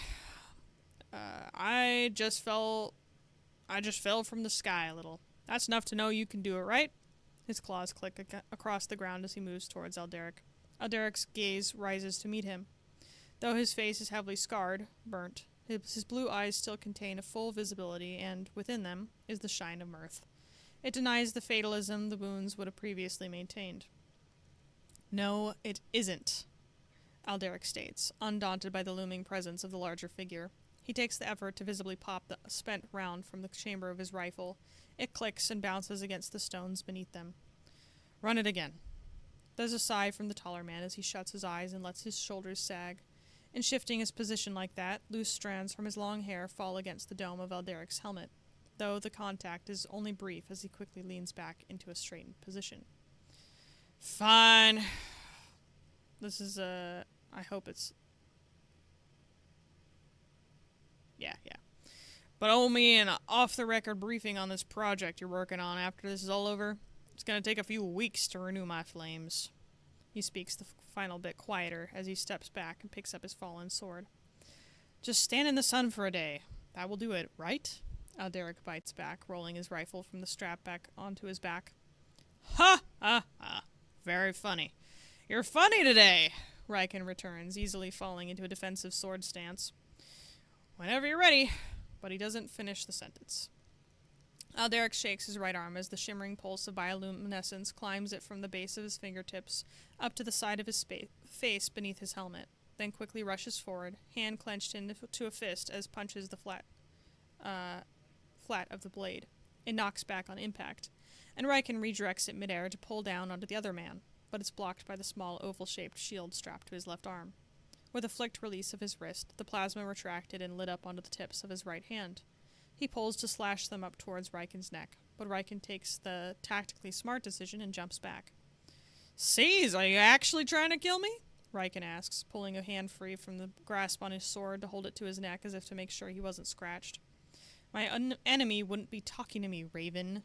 Alderic lightly chastises him, pointedly using the other man's codename to remind him where they are. Then he walks to one of the many spears that have been slammed onto the ground in this rocky field they fight in, the result of a battle many years ago, one neither of the men witnessed, but both know why it occurred.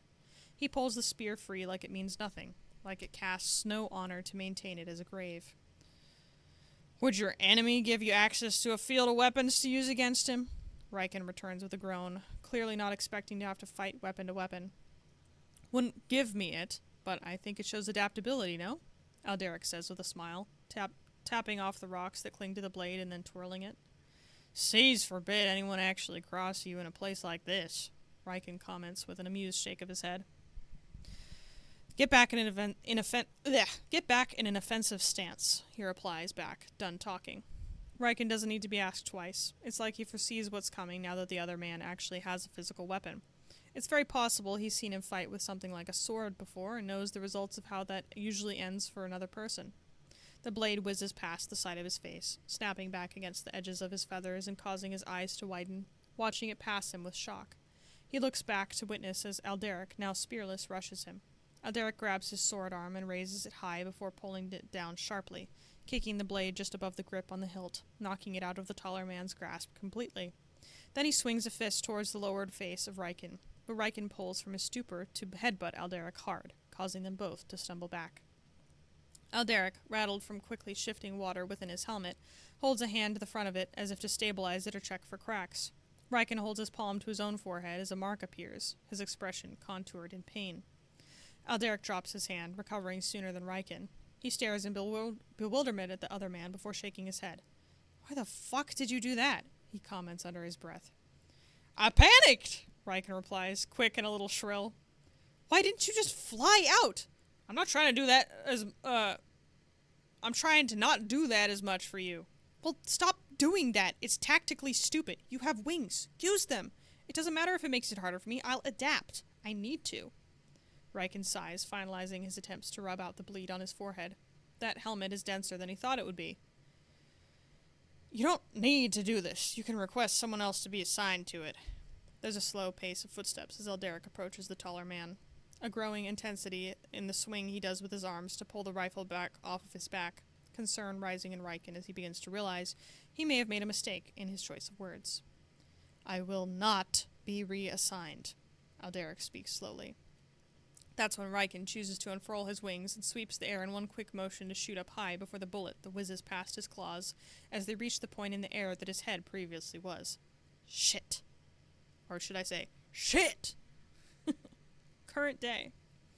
A bullet strikes into the bark of the tree in a dense forest. It sends splinters through the air, but doesn't pierce all the way. A thin trail of smoke rises from it. A figure, the intended target, stands just to the left of the tree's entry wound. A figure in an armored suit, who still holds their arm as if they're thinking about how Waters just tried to shoot them. Waters, shut up. Words shut off by Waters himself. He stares at the figure with his handgun still raised, aimed at them. He stares past the figure's shoulders like he's going to see the sprouting of multiple sets of wings. They're concealed. He knows they are. The slow, heavy breaths of questions being pondered, of concerns being raised, of dangers being imagined. A member of his former... Oh, this is him! A member of his former team, an agent of NC, on Solace. It was not good the first time. It is not going to be good a second time around.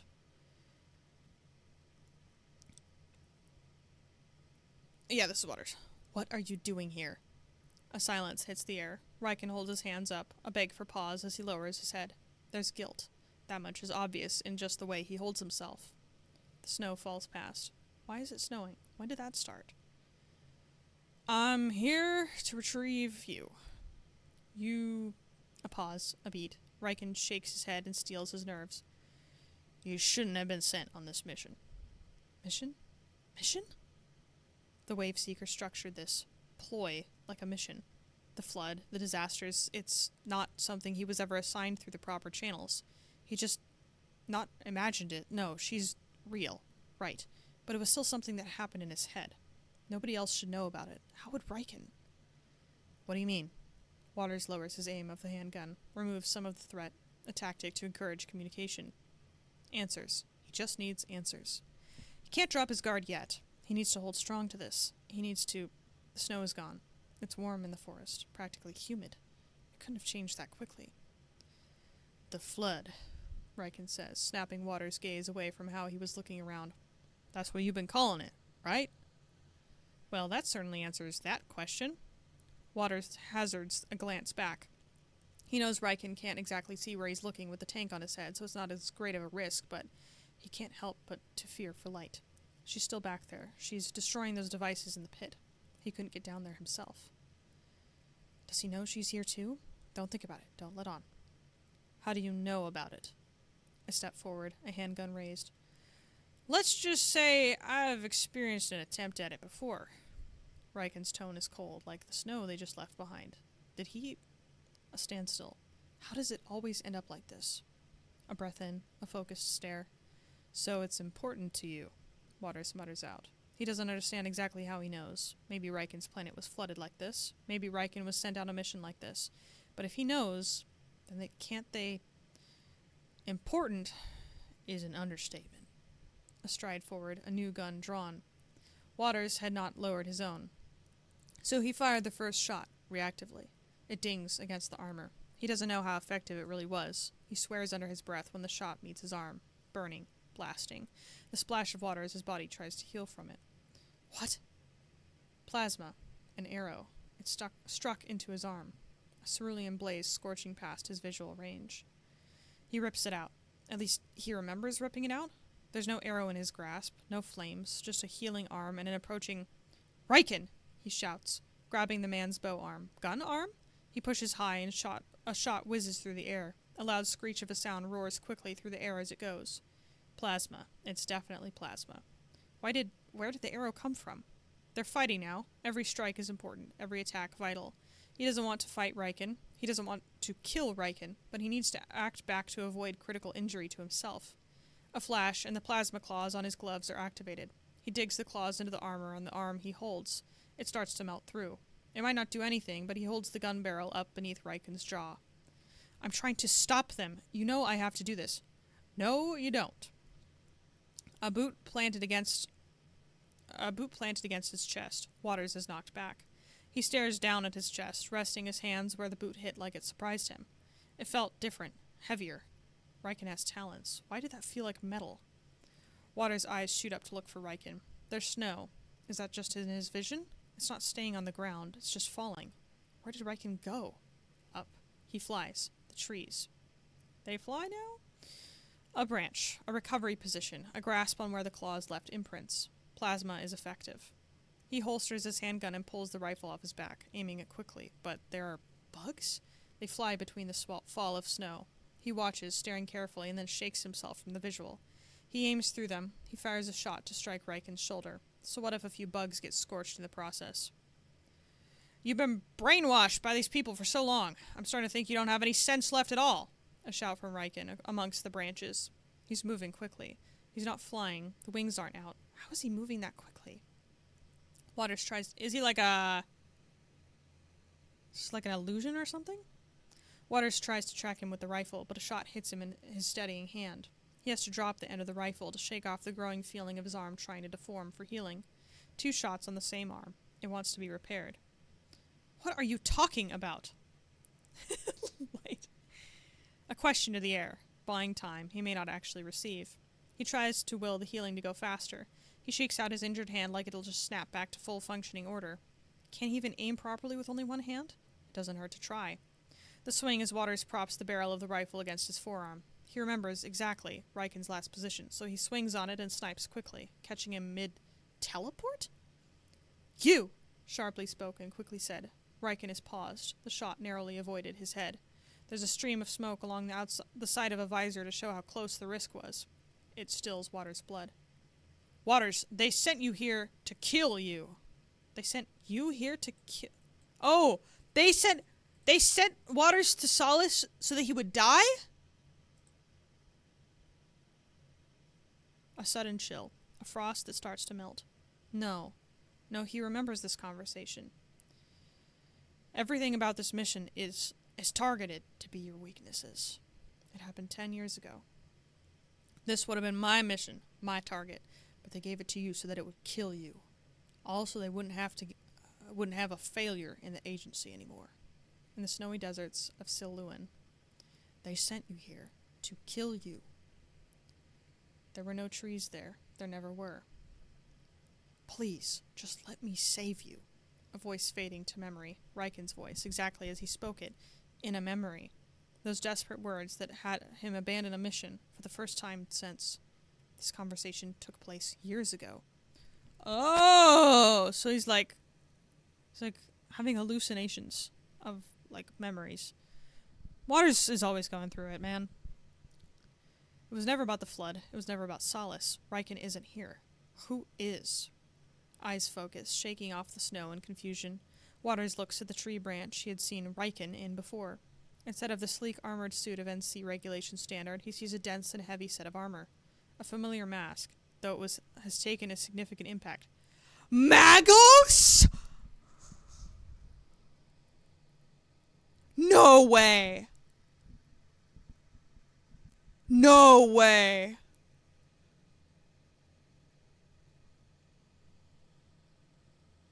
No fucking way. Oh my god. Oh, I just realized the music stopped. This is me right now! Is that the bite?!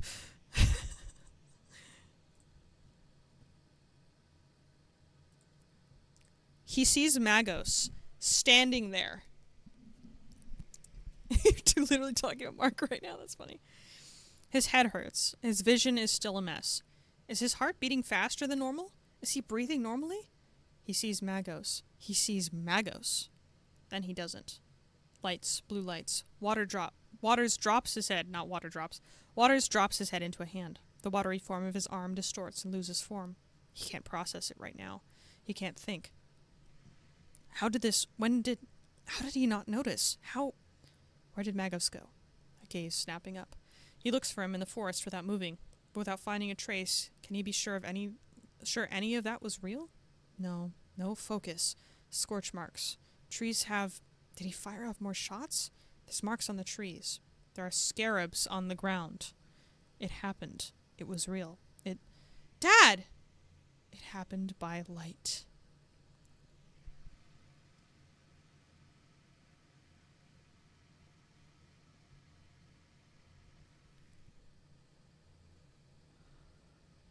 I am freaking out.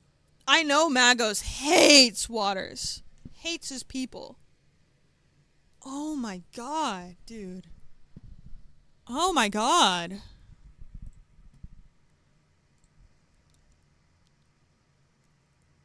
Added stress from Light.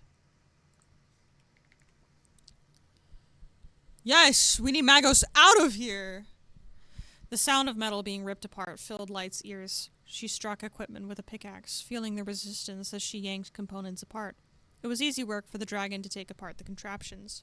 At least she now knew what her dad was doing. No, this wasn't her dad's doing. This was the Wave Seeker's doing. Lorana's manipulation had control had led Waters to do this. Light slammed her pickaxe down with a quiet snarl. The more she thought of the primordial goddess, the more the dragon's anger grew. That blasted goddess was the reason behind her dad being unable to trust his own mind. God damn it all! Light yelled as it turned and kicked a big piece of metal into the nearby lava. She trembled with anger, her hands clenched into fists. Then her ears lowered, her wings moved closer to her head, and she looked down at her feet. A soft ow came from the dragon as her anger lowered to a simmer. Now that it was quiet, save for the pops of lava, Light's mind wandered to Freya. She felt her heart sink. Freya had left Solace. It wasn't what she had wanted. The dragon had wanted the lady to stop making the same mistakes over and over again. She'd wanted her to start listening to her people while they expressed their concerns. She'd wanted Freya to learn from her mistakes, to learn to be better from those mistakes. Instead, the one some called a goddess ran away, left them all. It was only then Light had lost any hope for Freya as a leader. As a person, well, she understood the decision. Hadn't the dragon made a similar decision when she'd left her homeworld? She was the last queen of the Anasir tribes. She was the last dragon of Theophis, the last of her mother's creations. Light had a duty to her home, to try and save it from dying, to stay. She didn't. She had chosen to leave, a queen who had abandoned her homeland. Was she any better than Freya in that regard? The dragon didn't think so. She thought of herself as a hypocrite, among other far less pleasant things. Besides, Freya was grieving, genuinely grieving for perhaps the first time in her long life. Light knew that she was in no condition to lead. Not now, not with her likely blaming herself for what happened. And perhaps it was good for Freya to leave, especially with people like Mira who would only add to her grief, and Truffle who would say stupid shit that would only cause her to lash out in anger and pain. The dragon hoped, no, prayed for Freya to find her peace out there amongst the stars. Maybe she... Bang! A gunshot pulled the dragon from her thoughts. Light whirled her body towards the hole leading to the cavern. Her eyes were wide as saucers. Her ears twitched to the sound of another gunshot, then another. The dragon dropped her pickaxe and ran towards the opening above that was made by the drill. Her heart hammered as she cupped her hands around her mouth and called, "Dad!" She waited for a response. It never came. Light tried her comms device, only to see that she had no signal this far down. She cursed, shifting between all the languages she knew to do so. The dragon looked up at the hole through the earth and rock once again. Something clanged from above, something that fell down the hole. She rushed to catch it, nearly dropping, when she saw that it was a scarab, one of Magos' scarabs. "Oh, shit," Light whispered as she stared at the metal being in her hands. It hissed at her, which earned it a light smack on the top of it. Flashback just froze on me in the last part of the video being edited. No! "Don't you hiss at me," she said in a stern tone of voice. "I could have let you smash into the rock below us." The scarab seemed to stare at the dragon, as if processing that this girl had the audacity to scold it as if it were a pet. Light raised a brow at the robotic thing in her hands. "Do you want to get out of here?" The scarab seemed to consider the possibilities and decided that going with this strange girl was better than being left down in the cavern they were at. It settled itself into her grip. I can't help but like the scarabs. I can't help but like the scarabs. They're so cute. They're freaky, but they're so cute. Light held the scarab close to her body. She took a deep breath and allowed magic to wash over her. She started to float. She would have flown out with her wings, but she was still very new to flying with her wings, and the opening was only so big. The dragon launched herself through the air, flying out of the drill hole. Light reached the surface. She placed the scarab onto the ground before landing onto the grass. She glanced one way and caught a glimpse of Magos. Light looked another way and had to stifle a scream. There stood Waters, his rifle loose in his right hand's grip, and his left arm, oh gods, it was bleeding and turning into water. "Dad!" the dragon yelled. She watched as her dad's head snapped towards her. He dropped the rifle when Light started to rush to him. From what she observed, he was jumpy, but far more alert than he had been the last time the Wave Seeker had influenced him. Was that a good thing? She thought it was. "Dad, oh God, it's your arm," she said as she drew close to Waters' side. Light looked up and noticed that he wasn't looking at her. He was looking around the forest somewhat rapidly. The dragon reached out and gently took a hold of her dad's right hand, causing him to jump and look at her. Her gaze softened as she stepped more into his line of sight. "Dad, it'll be all right. Just focus on me," she said as she gave Waters' hand a gentle hand. Light noticed quite a bad bruise forming on his chest. She winced in sympathy. She raised her other hand and hovered it over the bruise, sending just enough magic into the injury to ease the pain and speed up its healing. "You finished your doc around 11:39 p.m. CST my time yesterday night." Light started writing immediately after I sent that in that moment, the same moment when they found out this was Magos. That's funny. Magic was never a cure-all, so the dragon would have to look it over later with actual medical supplies to ensure that it properly heals. Her main concern was her dad's arm. She knew it would form back eventually, but it would take time. Light shifted her hand till it was over her dad's injured arm, casting a spell to contain the blood and so Waters wasn't constantly losing blood.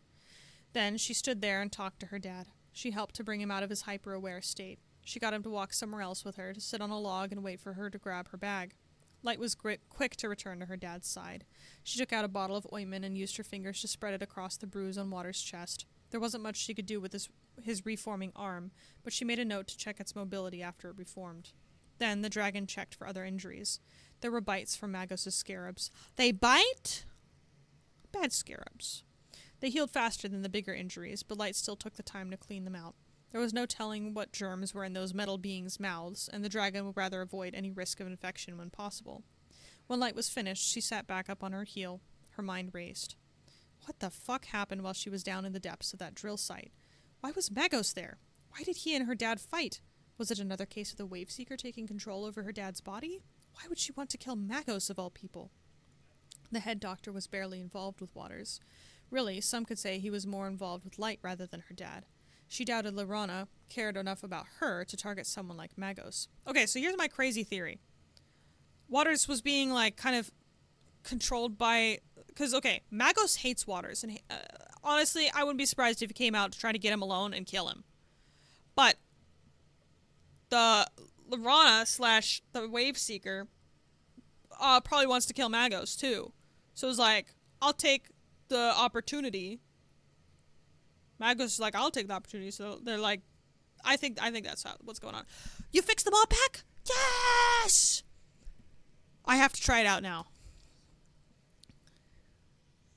We're gonna add that one Transformers virus or something like the Rust plague. Ah, you're amazing. Thank you. I love you. I can't wait. I gotta go find it. I gotta figure out the seed that we had. Our next step actually is to put it, make a server for it. I don't know if we can... I don't know, Virgil, I might need you to do that too. But you don't have to do it today. April 4 is when it starts, so we have time. But last time I tried to make, like, a server on the thing, it, like, broke. Did you put all the create stuff on there? All your add-ons?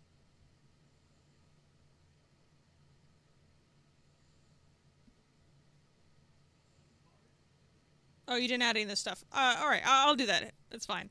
I'll handle that. Okay, continuing. So what was the reason? Light let out a breath and looked up at Waters with worry in her expression. Yeah, that's fair. I'm sure once you add the create stuff, it'll work fine. And if not, like, thankfully there's only, like, you know, a handful of mods to go through.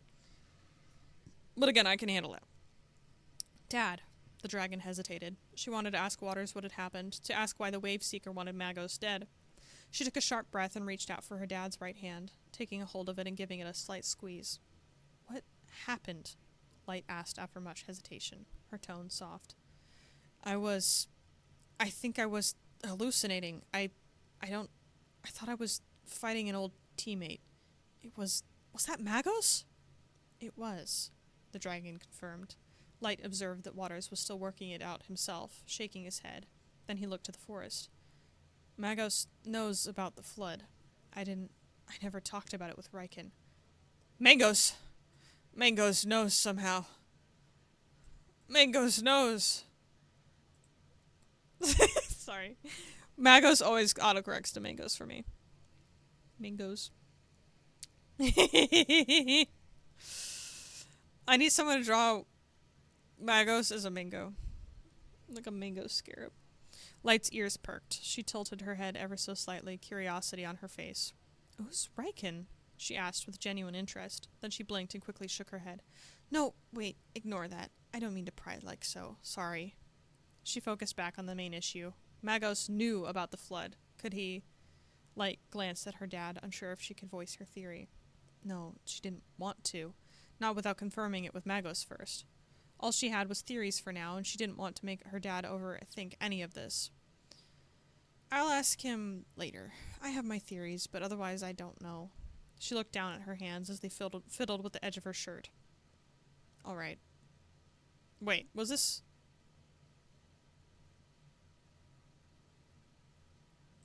Yeah, this was Waters. All right. It was a simple response after Light was done speaking. She looked up towards her dad as he looked at his arm and sighed.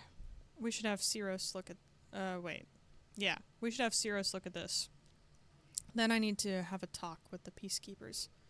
Yeah, I'll shoot them a message real quick to alert them, she said, although there was a sense of nervousness. She doubted Comet and Mira wanted to hear from her of all people, especially Comet. Light felt her heart twist painfully in her chest. Comet had every right to not like the dragon, maybe even hate her. She took out her communicator and, after a moment of hesitation, shot everyone in the Peacekeepers group a quick message with a brief report of what had happened with Waters' request. She placed it back in her pocket, but she could feel the device's vibrations as the others started to plan when and where they could all meet against her stomach. She chose to ignore it for now. The dragon got to her feet and helped her dad to his feet. Let's go home, then, she murmured softly. Then Light led her dad back towards the SUNC facility. A Mangos theory. All mangoes, always has been. Oh great, more of this. This is more Arrow's notebook. Date like 2 months after the last entry. I don't know. My phone ran out of battery long ago, and of course I forgot my charger. Wow, it took 69 days for the phone to die? I always forget that stupid thing. I knew I shouldn't have left. Why was I so drawn to leave? Next day, I think. I got so bored I started naming stars. The white one to the left is Jack. The reddish one to the right is Sam. The yellow-white one next to Sam is Daisy. Today, I can see closer to the light. It's bigger than something man-made. Actually, it's huge. That's what she said. I miss TV. I'm not sure what it can be. Not like I was meant for this. I'm not smart, sure, but not... I'm smart, sure, but not a scientist. I miss chess, my shows, my bed. Damn, I want to go back. More doodles on every page, some covering words. Audio warning just a bit loud when it begins. This is from Within the Rings.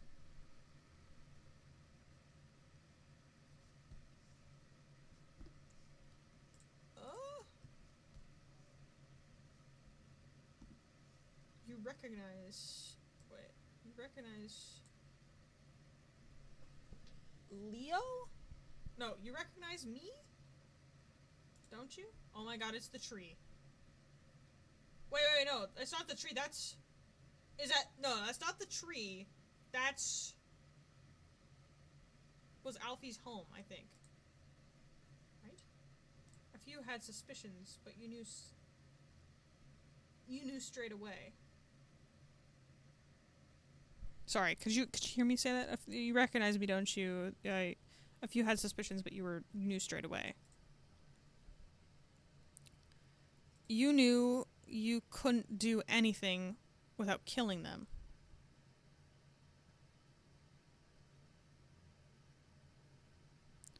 My warnings to others went unheard, or maybe misunderstood.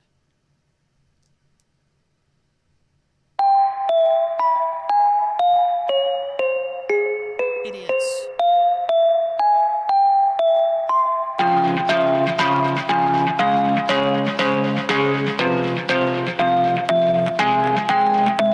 Spoon-fed by both myself and it. Oh god, it is loud. Hold on. No. Wait. And now there's no more time left. Thank you. Oh. That's scary. This is the eulogy. Oh my god, a frog video! Uncle's funeral! I wasn't able to be here because I was at work. I also... Did I make the music for this video? Oh, is this for the more of the funeral music? Sweet, cool, yes, let's go. Go and like this video.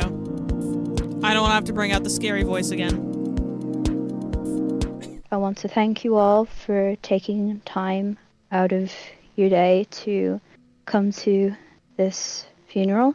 I know that recently that Solace has not been the kindest of places, but I appreciate you all taking time out of everything to visit.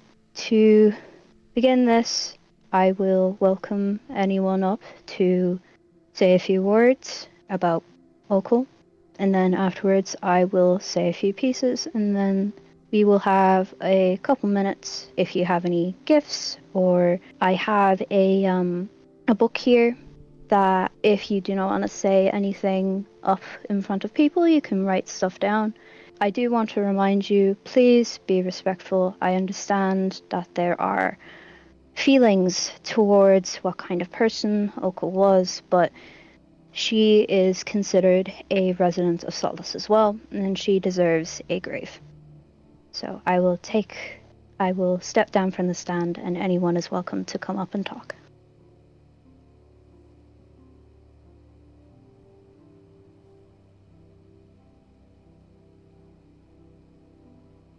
I know to some of you that me even being here is a surprise, that I would even say anything. Okul admittedly wasn't a good person. She killed, she lied, she craved power that she didn't deserve. And she was flawed in a way. She tried attacking Eclipse several times. She got hurt because of that. Then, on her last attempt, surprisingly trying to save Marcelo, she died. I can't say that this redeems her entirely, but it gives her a chance to heal in the afterlife. It gives her a chance to make up for her actions, to atone, in a sense. May she find her peace. May she finally have a chance to rest.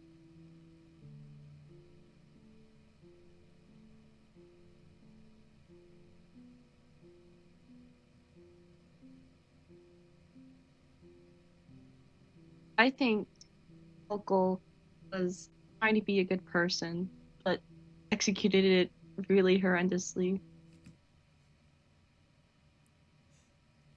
Executed it horrendously? Really? That's the wording you chose, Feather? Executed it horrendously.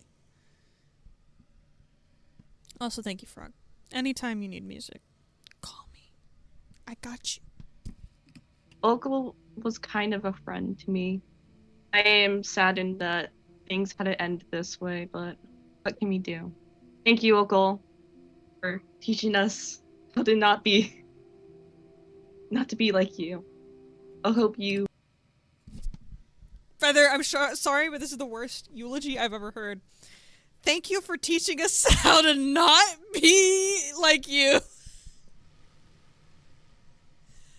Oh my god, that's so funny. Rest in peace. Remind me not to have Feather speak at any funeral ever again. Oh my god. Feather at Marcella's funeral. He died like he lived. Arrogantly, stupidly. Thank you, Marcelo, for teaching us not to be dumb like you.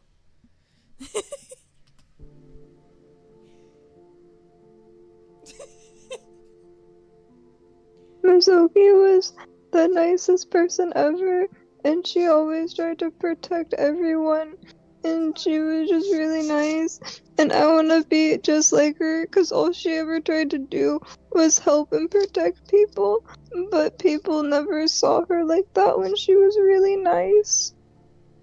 And she just wanted people to be helped and protected, and no one was ever nice back to her. And she was like the nicest person to me, and she always tried to protect me. And she was just really sweet, and it makes me really sad that she's gone because she was so nice. And Big lie in truth.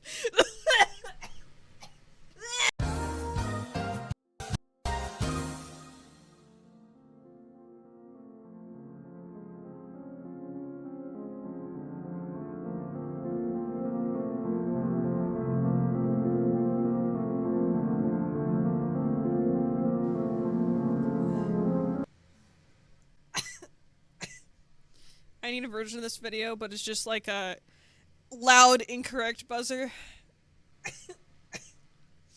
Helped me feel safe, and now I don't feel safe without her. Okay. I don't know where my parents are. Sonny, where's Cam? Where's Cam?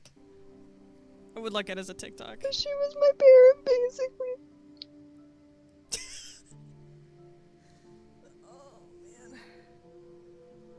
Nyx is like deadbeat dad, but Cam, where's Cam? Going to the bar instead of being with your daughter. Does anyone else have anything to say? I would like to, please.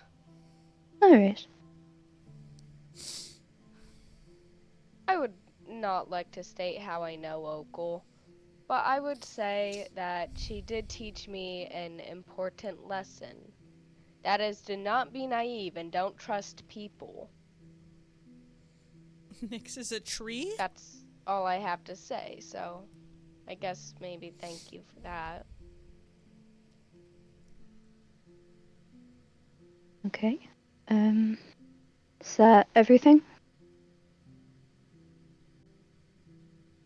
Okay. Okay. Keepers of Solisland.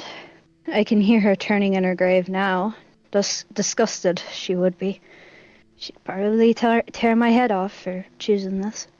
All of us know Okul well, whether it is through being part of her faction, through working with her, speaking to her, fighting her, or even just hearing of her actions through the grapevine. And all of us have our opinions, our feelings about the person she was. But as a person who came to Solace from some form of home, for refuge away from her planet, she deserves a grave, and deserves a respectful send-off, despite likely distaste. Okul Skullcath was a strong woman, hard-headed, a leader that fit the title she was given on Harmonia, a leader that she proved to be on Solace. She stood her ground against odds greater than her. Some may claim it was just pride and selfishness that led that. How I see it, she was trying to prove that she was stronger than she appeared. To whom, I feel it as if some of us know. As for why, that is something I swore to her secrecy, and I shall take it with me until I myself lay in a grave. In Frostfire, she gardened. She was very good at it. Passionate, in fact. In the early mornings, I would see her leaving the house where she was staying, a hoe in hand, breaking the ice that had grown on the water around her crops.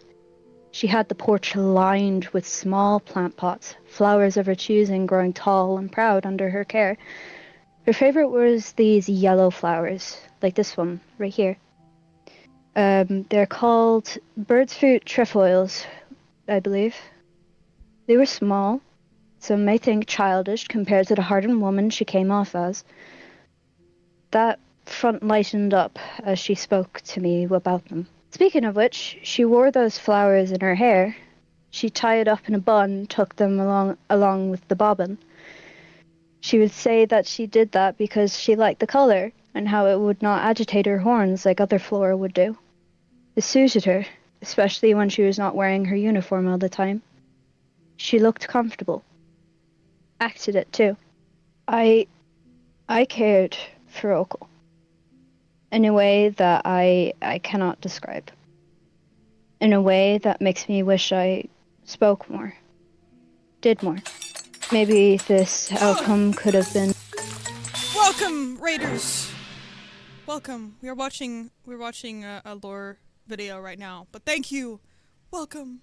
Do you like I'm lore? Ballcutter29. I forgot I made that my follow thing. Welcome. If you like Minecraft SMPs and lore, welcome to the Smile SMP. We're a very chill group. I feel like we've seen Coda. Have you been here before? I feel like I recognize your name. Maybe I'm just crazy. Let me send or hold on. Someone do the thing. Hold on. Discord. Here we go. If you want to join. Anyway. You used to do videos with Coda? Oh my gosh. Yeah, you're famous. That's why I recognize you. That's a crazy coincidence, Trigal. It seems like Coda does not know you, though. That's awkward.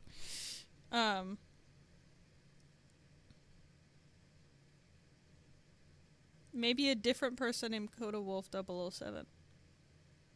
Maybe. Do you have a doppelganger somewhere? That would be funny if it was like Coda Wolf 006. The OG. Alright. Back to the video. And avoided if I. Oh, it's 07, not 007. That's an even crazier coincidence, honestly.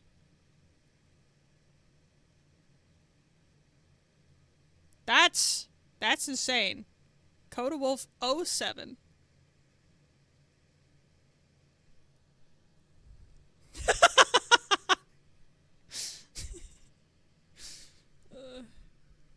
Sorry, I was scared.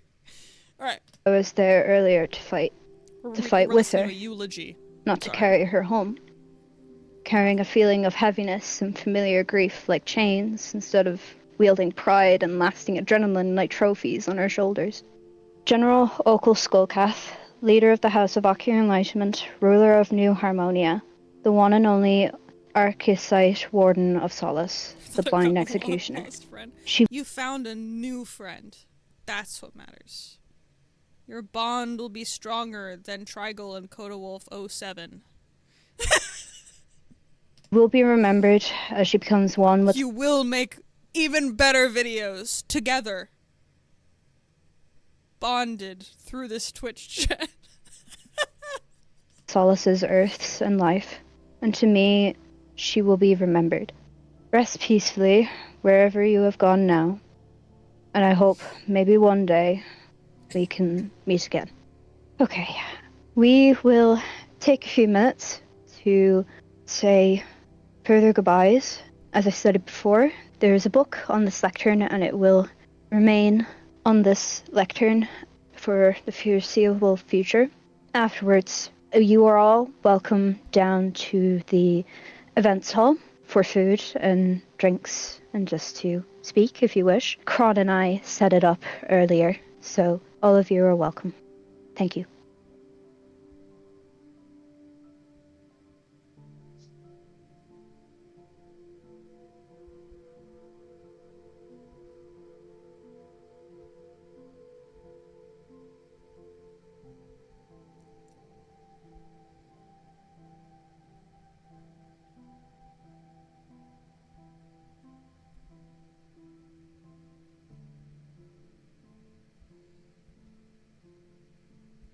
the juxtaposition of Marcello's funeral and Okel's funeral.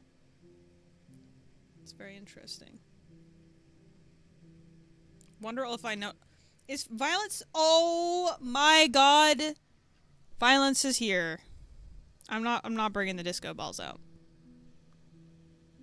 We can start heading to the events hall now. I understand it's probably not the greatest place to go for food, considering what the building was originally for, but it's just for food and drink, and it is optional, so you do not have to attend if you do not wish.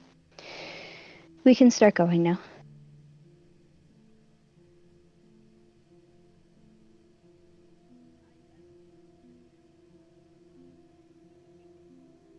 Thank you, Coda. Have a good night or day or wherever you are. Thanks for the raid and thanks for stopping by.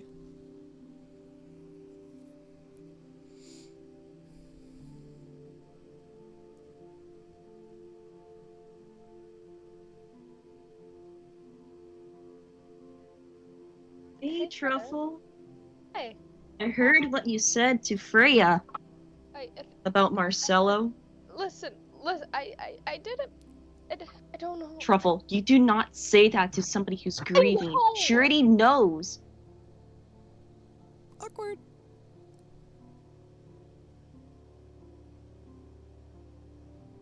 Thank you, Feather. Og, Yeah, what happened? I had came over to say that perhaps you shouldn't come to SUNC for a while. Why? Did something happen? I'll tell you. Let's Is that just. violence in the Did something in this happen? window? Um, Oh my god. I'll tell you. Let's just go outside. It's private. Violence is everywhere. Not the pan to the stage. Ugh, that events hall has seen so much. Didn't we make that for the Okel thing? It was made so Okel could have an event. Oh man. You know what? We're gonna listen to that. We're gonna listen to that song. It makes me sad every time. Oi. Oh, not the what if server, sorry. I'm gonna hold on.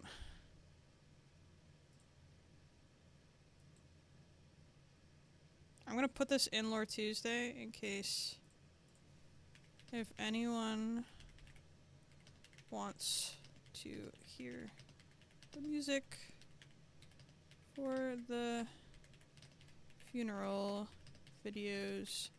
Here it is. Oh, hold on. There we go.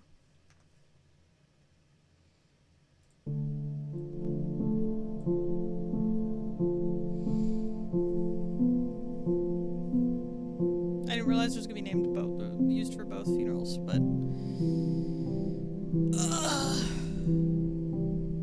channeled all of Freya's sadness into this.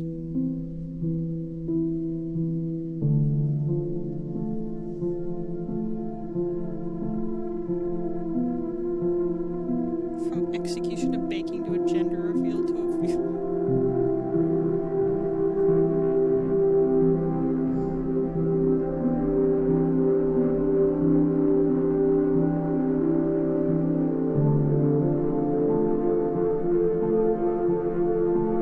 You can always ask me for more music.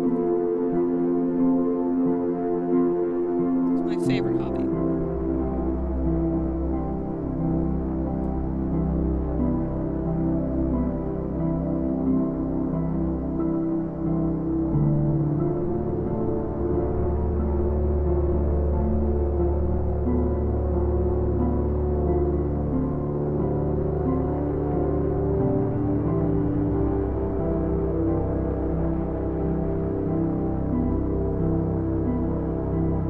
Like I said, Freya, all the people on Solace, she feels like she's betrayed them and she's let them down.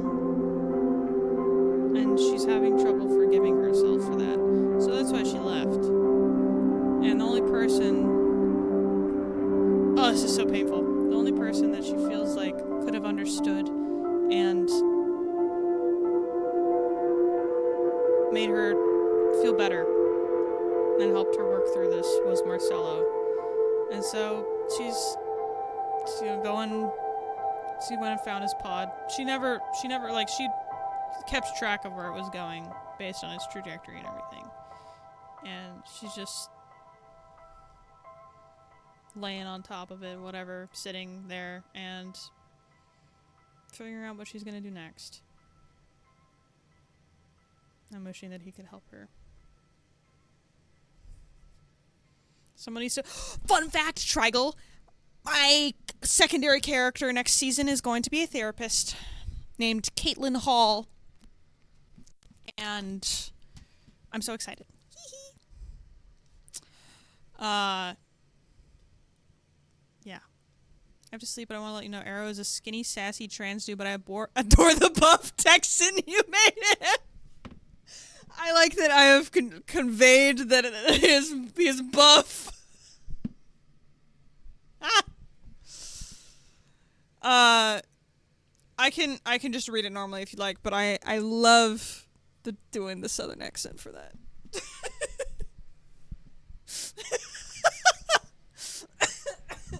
Voice acting's so good, you just see a buff Texan. Alright. I don't think we have any lore sheets to go through. Make sure to welcome the new people. Oh no, wait, we have Obsidies. Yes, Obsidy, let's go. People call me many things, but originally I was called Obsidy. I still look to be in my early 20s, although I am far past that. I was originally a human. I doubt such a thing is true anymore. Place of origin, I can't remember. Motivations, I'm looking for something, though it won't appear for some time. There was an abandoned ship on the planet I was on. I commandeered it and ended up here. My body's changed over this journey that I've departed on. These just happen to be a couple such changes. The unease you feel looking at me is not uncommon. People have described it as an uncanny valley. Do not worry, it's simply due to me not being from here. How many seconds are an eternity? However many I am willing to look for you, because I would search for infinity to see your smile one more time. Fire.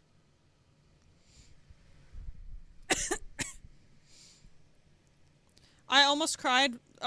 Listen, this song makes me so sad every time. I almost cried. Yeah.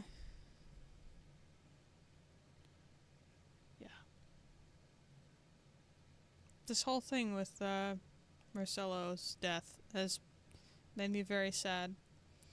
And like Virgil always says, like, 'cause he's like, the thing that makes us both sad is not necessarily Marcello dying, but the effect that it's had on everyone else. Ugh. I get so sad thinking about Freya, man. Ugh! Okay, I gotta go before I start crying! Okay, goodbye!